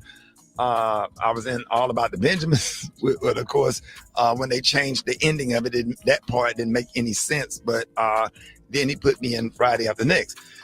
And just for clarification, I went out to audition for Friday After Next as Money Mike, not the Santa Claus. And that is the honest God truth. I had no reason to go on there and to go on Shannon Sharpe's show and lie about any of that. That's what I auditioned for, was Money Mike. And I guess the producers, Cube and everybody saw something different. And I think that Money Mike character, Special K, was going to come off as kind of like just a guy who was hanging around in the strip mall who was just kind of being annoying and almost like a crackhead type of character that was right. So I guess when Cat Williams did it, they added the whole pimp twist to that character, which was actually a better decision and made it funnier. Cause ain't no way in the hell I could have executed that role like that. And I'm glad that they made that decision and they put me in a Santa Claus role, which was actually perfect. So when I got back to LA, they said, hey, your role has. Now, I'm going to be honest with you guys. Ricky Smiley has told 3 different versions. His first version was, I tried out for the role and I didn't get it. And I tried out for multiple roles and they decided to send me this. And then he was like, well, I tried out for it, but then I didn't really get it. And they decided it was better for me to do this. Then Ice Cube said, nah, we ain't never even offered that nigga that shit. Lying motherfucker. I think that's what Cube said. He said, lying motherfucker. Yeah, lying motherfucker. You know how you got to raise your voice at the end of that? Lying motherfucker. Yeah, that lying motherfucker. You got to raise your voice at the end of that shit. But he said that now all of a sudden it's, oh, well, I never really tried out. I tried out for the Santa Claus. It's supposed to be a crackhead. But they decided to change to a pimp because Cat killed it. No, nigga, something ain't right. Ricky Smiley is doing butt stuff in Hollywood. That's all I'm going to say. Actually, he's in Atlanta. He's doing butt stuff in Atlanta. Allegedly. He's probably not, but he might be. Ricky Smiley, don't you whoop my ass. I know you a thug nigga deep down. Ricky Smiley will whoop all you motherfucking niggas' asses. Just let you know that shit. Change, you're going to be the Santa Claus. And here's the Santa Claus suit. Put it on, and here's your lines. Sat in the trailer, went over the lines, went over my stuff with Cube, and the rest is history. So Ricky Smiley just giving us his point of view about the whole Money Mike thing. He did just say he got it all. That nigga changed his story like 8 times. Let's see what else we got. Shout out to Cool and TV. We are just coolin'.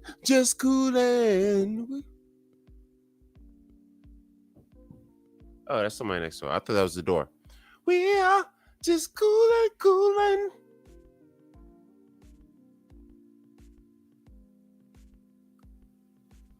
Oh, let's see what else his other responses right here. Oh, Tiffany Haddish. Oh, Tiffany Haddish mad as fuck with her old drunk ass.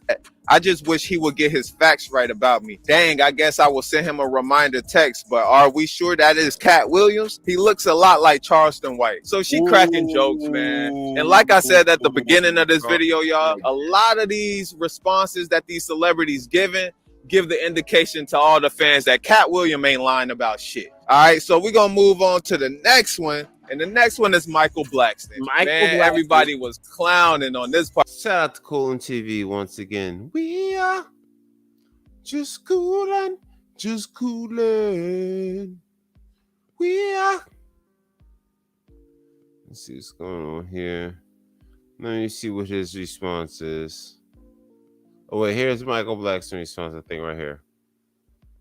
He broke it up into different tweets. So we're going to go through these tweets, all right? So his first one say, never been booed ever, but I've watched Cat get booed in 2 cities. Never been Cincy, booed, and I forgot the other city. Fucked up shit is in Cincy where he's from. It's fucked up when your own people booze you. And he said, I'm so confused. I'm African with a fake African accent. My accent had me roasted every day in school and in the comedy clubs in America. And I wish I could get rid of it. Even my Philly accent is fake. I guess the only thing real about me is my d. So bro is clowning at the same time. So we're going to go to the next tweet. He said, Cat Williams is definitely top 10 comedians of all time and top 5 alive. But we all have to agree he's not the Cat of 2005. I can't believe this lion dehydrated leprechaun said he told me to build. Yo, Michael Blackston is going all the way the fuck in. He's going in. That's some Philly nigga shit. My Philly accent is fake, you motherfucker. I don't play this shit. I can't believe this line. Matter of fact, I'm gonna read all Michael Blackston's tweets in his African accent. What was it? First one. I've never been booed, but I've watched Cat get booed in 2 cities. Cincy, and I forget the other city. Fucked up shit. Cincy is where he's from. It's fucked up when your own people booze you. Is my African accent good, guys? Let me try the next one. Oh, wait. That's never been booed. That's not it. Oh, here we go. I am so confused. I am African with a fake accent. My accent had me roasted every day in school and in the comedy club in America, and I wish I could get rid of it. Even in my Philly accent is fake. I guess the only thing real about me is my dick. I think I'm really good as an African. I'll tell you, I'm fucking amazing as an African. Let's see what else I gotta say. Shout out to Coolin' TV. We are just coolin'. I can sing a little bit. Cat Williams is definitely top 10 comedians of all time, like Nelson Mandela, and top 5 alive. But I will have to agree, he is not the cat of 2005. You know, you gotta be angry when you're African. 2005. You gotta be angry when you're African. Let's see what else this nigga said. Shout out to Coolin' TV. Ooh, what are you doing? I think this nigga was going off, bro. Oh, here's another one. Oh, these bitch niggas put with a commercial into everything we do. How fucking dare you? He said Cat Williams is a very smart midget. Oh, another one. Cat Williams is a very smart midget nigga. Oh, wait, I skipped one.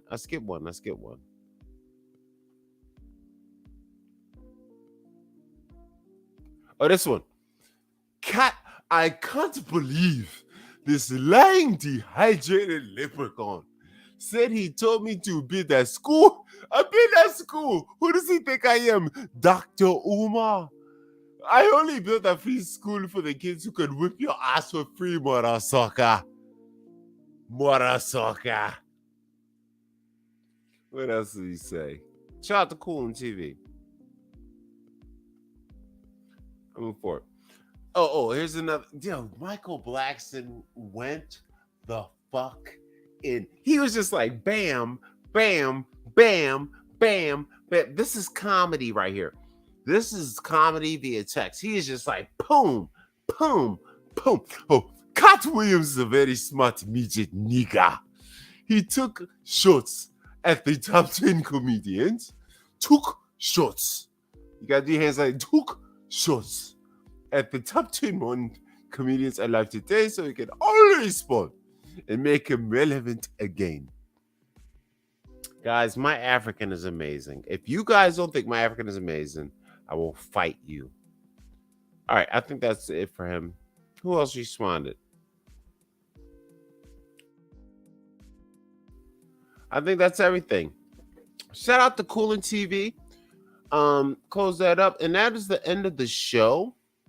Thank you guys for watching. If you have watching, I'm gonna sing a shout out to Coolin' TV one more time, because my favorite group was Levert, and I don't know, that's Gerald Levert, his father, and some skinny nigga that looked like R. Kelly and Aaron Hall, and they had a song called Coolin', and they're like, we are just coolin', we're just coolin', chillin' out. Something. Yeah, all that. But that was the end of the show. Thank you guys for watching. Like, share, subscribe. Enjoy this shit. Check out Invincible. This shit is fucking amazing. Also, guys, I always say something at the end of everything I do now. Stand-up comedy. I want the best for y'all. And I want to say this to you. Love is good. Life is way better. But you better do something, motherfucker, that'll last forever. Because 20 or 30 years from now, when you're dead and gone, your family, your friends, your grandchildren, they're going to forget about your stinking ass. Yeah, they'll forget about you. Do you know your great-grandfather's name? Of course you don't. Do you know your great-great-grandfather's name? Of course you don't. Do you know your great-grandmother's name? Nope. You want to know why? Because everybody that was with them said, fuck those old bitches. So you make sure that you do something that makes you last forever. You put your name in stone and you fight. You get your shit on the internet. And don't worry about being famous. Famous people hate their lives. They're unhappy. I know them. They're unhappy as fuck. Be the best you can be and make yourself eternal. New free money, you punk bitches. We're out of here. I don't know. Let's play my song one more time. Get the fuck out this bitch. What time is it? 41. You know what? I'm gonna play 19 minutes of something from another channel. One moment. I think that's best. I think I'm gonna play some. I'm gonna finish 19 minutes of something. Let's see what I can find that takes up 19 minutes. Because I want to end the show on an even time frame.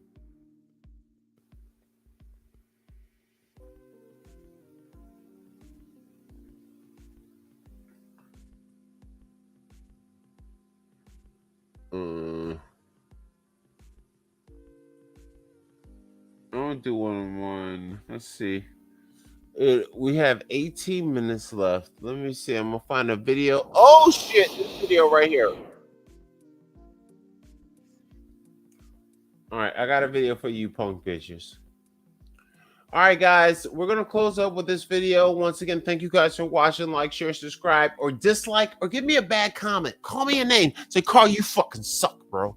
Say, Carl, you fucking suck, bro. I don't care. Just put it in there, bitch. I don't give a fuck. We'll fight later. I'm 6'4", by the way. I'll whoop your ass. All right, but anyway, noodle free money, you punk motherfuckers. Let's get this shit shared. Thank you guys for watching. Thank you guys for being great people. And you know what? I want you guys to remember that don't feel bad about who you are. Your family is weird. And they do weird shit to you. So check out my video. You guys have a great night. Love you guys. Noodle free Mondays, bitches. You guys have a good night.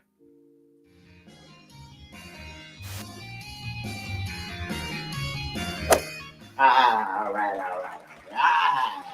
That's right. I'm back for another episode of Cat Poop Crazy Carl, number 21. This is part of the same series that I'm doing right now, which is called Cat Poop Clean Stand-Up Comedy, where I just tell you some of my comedy sets the way I would tell them naturally as I was on stage. Of course, this microphone is functioning properly.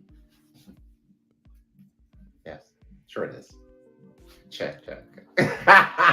Anyway, let's get into it. As I always tell you guys, I'm an old guy, 48 in September, getting older, switching up the swag, but looking beautiful as always, trying to keep it young because I want to live forever.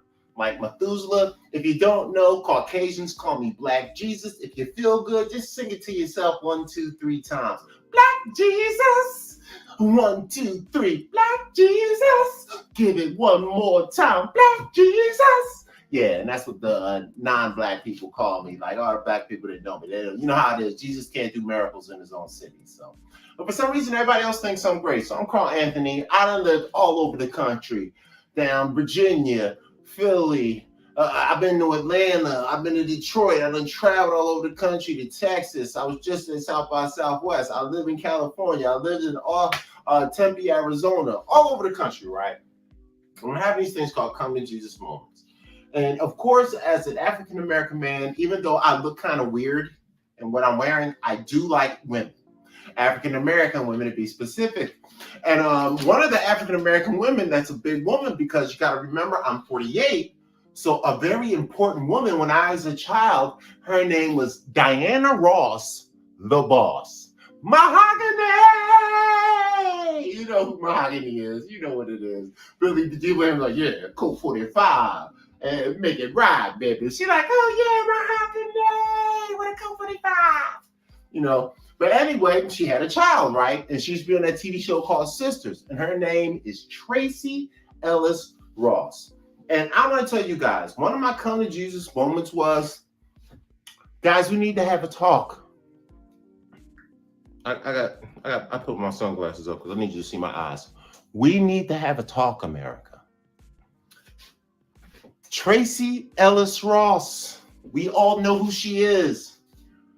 Singer, dancer, actor, playwright, talented writer, director. She can do anything and everything, right? Got beautiful, great. She's in shape. She's award winning. And she's the daughter of Diana Ross. And I was thinking, man, this lady's got everything. She's got beautiful legs and body, and she's just, oh my gosh, she's so perfect. And I looked at her real good one day, and I was just like, why is she not married? Because who would not marry and give this woman children? And I looked at her real good, and I realized that Tracee Lee Ross is perfect everywhere, every single place, but her face. Yeah. I don't know if Tracee Ellis Ross knows she's kind of busted. Low key, her face is shaped like a horse, and she has bugged out eyes. Did you ever notice that? She is so fine, but look at the face. Horse face, bugged out eyes, right? And I was like, oh my God, Tracee Ellis Ross is a 9 everywhere else, but she is a 4 in the face. And I'm like, dude, she's probably met every good brother. You know those red pill guys, Andrew Tate, women need to seek their own level. You know, Rollo Tomasi, water seeks its own level. What's the guy name? The old white guy that used to do something. You know, I don't want to Rush Limbaugh type guys, but I forget his name and whatnot. But the men love him and whatnot. Water seeks its own level. And I was like, Tracee Ellis Ross, I think your water is Flint water. Because, I think you finer than you are. And I think we need to talk about that as America. We need to stop lying to Tracee.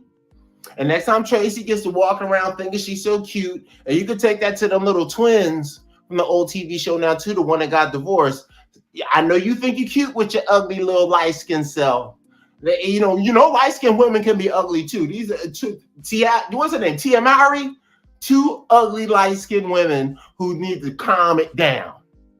So let's tell them that they need to start learning how to date a bus driver. You notice how I talked about some of these modern women, these great talented women like Tracee and Tia that did their thing. Beautiful women, but busted in the face. I'm sorry, you asked for too much.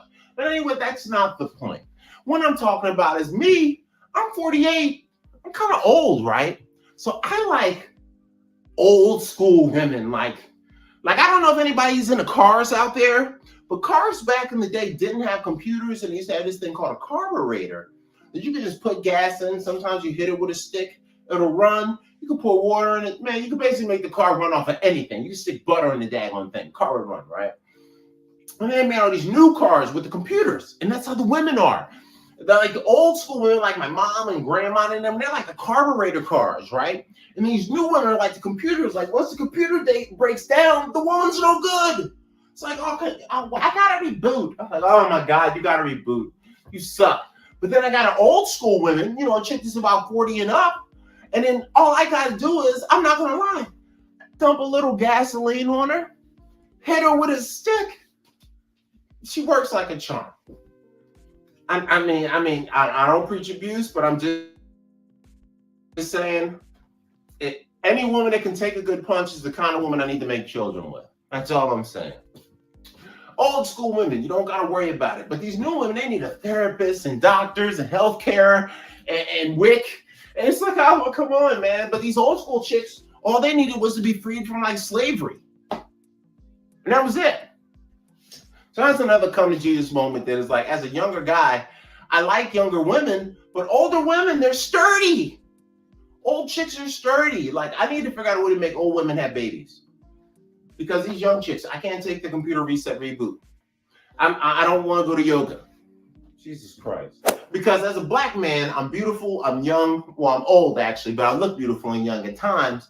And I always was wondering why I had trouble. And people would always talk about black on black crime. Somebody would get passed on. Recently, you had Tyree. A young man recently got choked out in New York City. And they were talking about him. I can't remember his name right now, but I don't want to say it and mess it up. But he recently got choked out. And people are like, man, why do people treat African Americans this way? And it's like, well, the crime stats say that African Americans do the most violent crime. I was like, man, really? I was like, I'm from Philly. I know a lot of black people. Everybody's not that dangerous that you say on these crimes. So I decided to do my homework. So I looked up the crime stats. I looked up the FBI crime stats. I believe it's figure number either 28 or 43. I can never remember the right number. But look it up. It's the crime stats of crime, arrests, breakdown by race, and what for. If you do not know, there are 28 crime stats in the FBI crime stats race. Now, people are right to a certain extent. 5 of the statuses are like armed robbery, murder, assault, robbery, things like that, right? Basically crimes of passion. Black people lead in like 4 or 5 of these categories at about a 40 to 50% rate. But Caucasians are right behind us at like 35%, 40%. So they're right behind us. So if African Americans committed 5,000 murders, Caucasians committed 4,500 murders. And then the rest of the country did what they did. So I was like, man, okay, well, God, it does kind of look like I can see why people are scared of African Americans. But then I looked at the other 28 crime stats. Because at first I only looked at 4. I looked at the other 28. Besides maybe 1 or 2 other of these 28 total crime stats, did you know that it is not black people that lead in these crime statistics? It is Caucasian people. Did you know that out of SA, where men touch women and do inappropriate stuff to women, 60 to 70% Caucasian? Crimes, all the non-violent crimes, Caucasian. Arrested, about 6 to 7 million people get arrested every year. And about 5 million of them are Caucasian. Do you realize that, and look around, that about every 30 seconds, a Caucasian person is committing a crime worth being arrested for? You think African Americans and people of minorities are dangerous? Look up the crime stats at the FBI and see what it says about how much Caucasians are doing crime. You're going to be scared of every Caucasian you see from now until March. I don't know what month it is, but March is next year, so you got a whole year. Trust me, oh my God. So that's that. So check out the FBI crime stats, look them up. It'll really change your perceptions on who's dangerous in this country. African Americans are not so dangerous, even though I am fairly dangerous. And that's another story. Let's talk about the crime statistics, why they're scared of African Americans. And it comes into something that most people, like Umar Johnson, like Dr. Claude, like Boyce Watkins, like Tariq Nasheed, they would say that it's racism. It's white supremacy. It's what's going on. Vicky Dillard, Michi X, all of them. It's racism, white supremacy, right? It's what they say. And I was just like, and I used to be on the same thing thinking everything was racism. And I used to think like people that we thought were so-called racist literally woke up every day, drank their coffee, ate their tea. You know, they might have, rubbed one out a little bit because to make them feel better. And just is like, I'm going to get me somebody with a tan today. Yep. Racism 101. I'm going to get me somebody with a tan today. I got to do that every morning. And I was like, what? And then I realized after I looked around, like, no, racism doesn't work that way, guys. And then I came up with a phrase because I want to explain this to everybody because I want us to get understanding so we can move forward. Racism is not personal. It's just business. And I'm going to tell you why. And here we go. So, thousands of years ago, back when everybody was still in Europe and everything was tight before the Crusades, before going into the slave trades in the 1600s, Caucasians were all back in Europe. It was a good time. Everything was spreading. Everybody got everything going.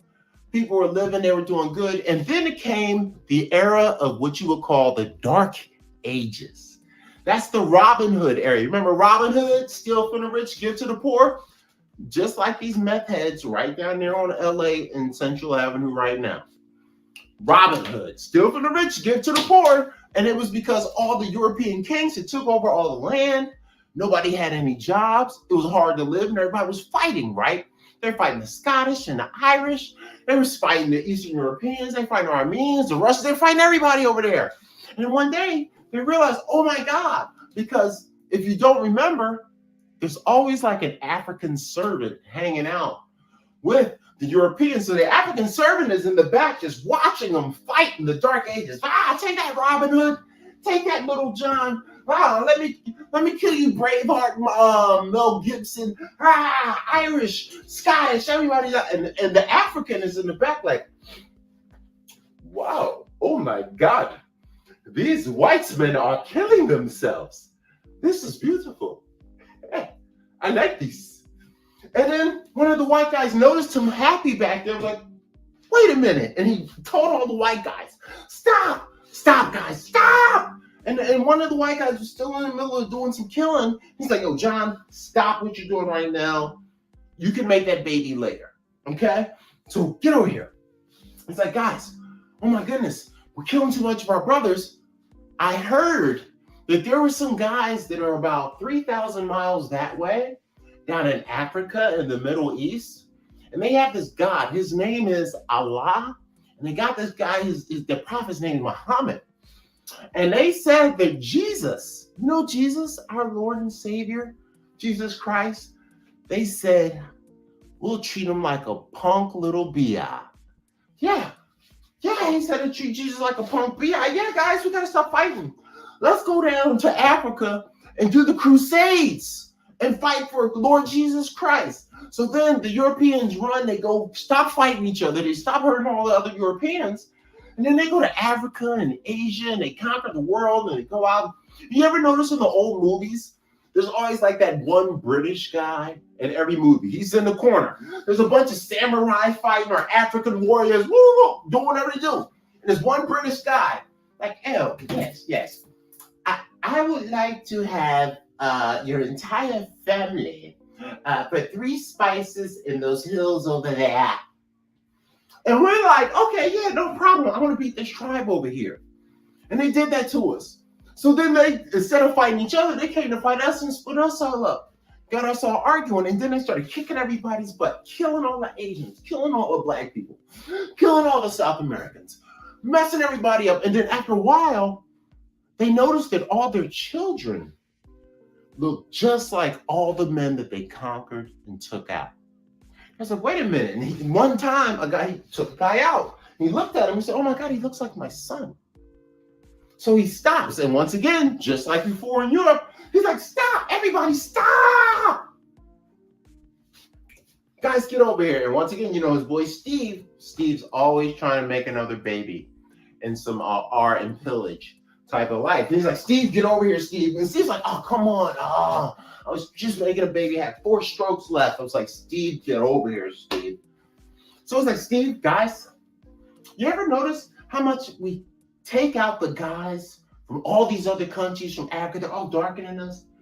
Did you notice that the children that we make with their women all still look like the guys that we took out? And his homeboy was like, what do you think that means?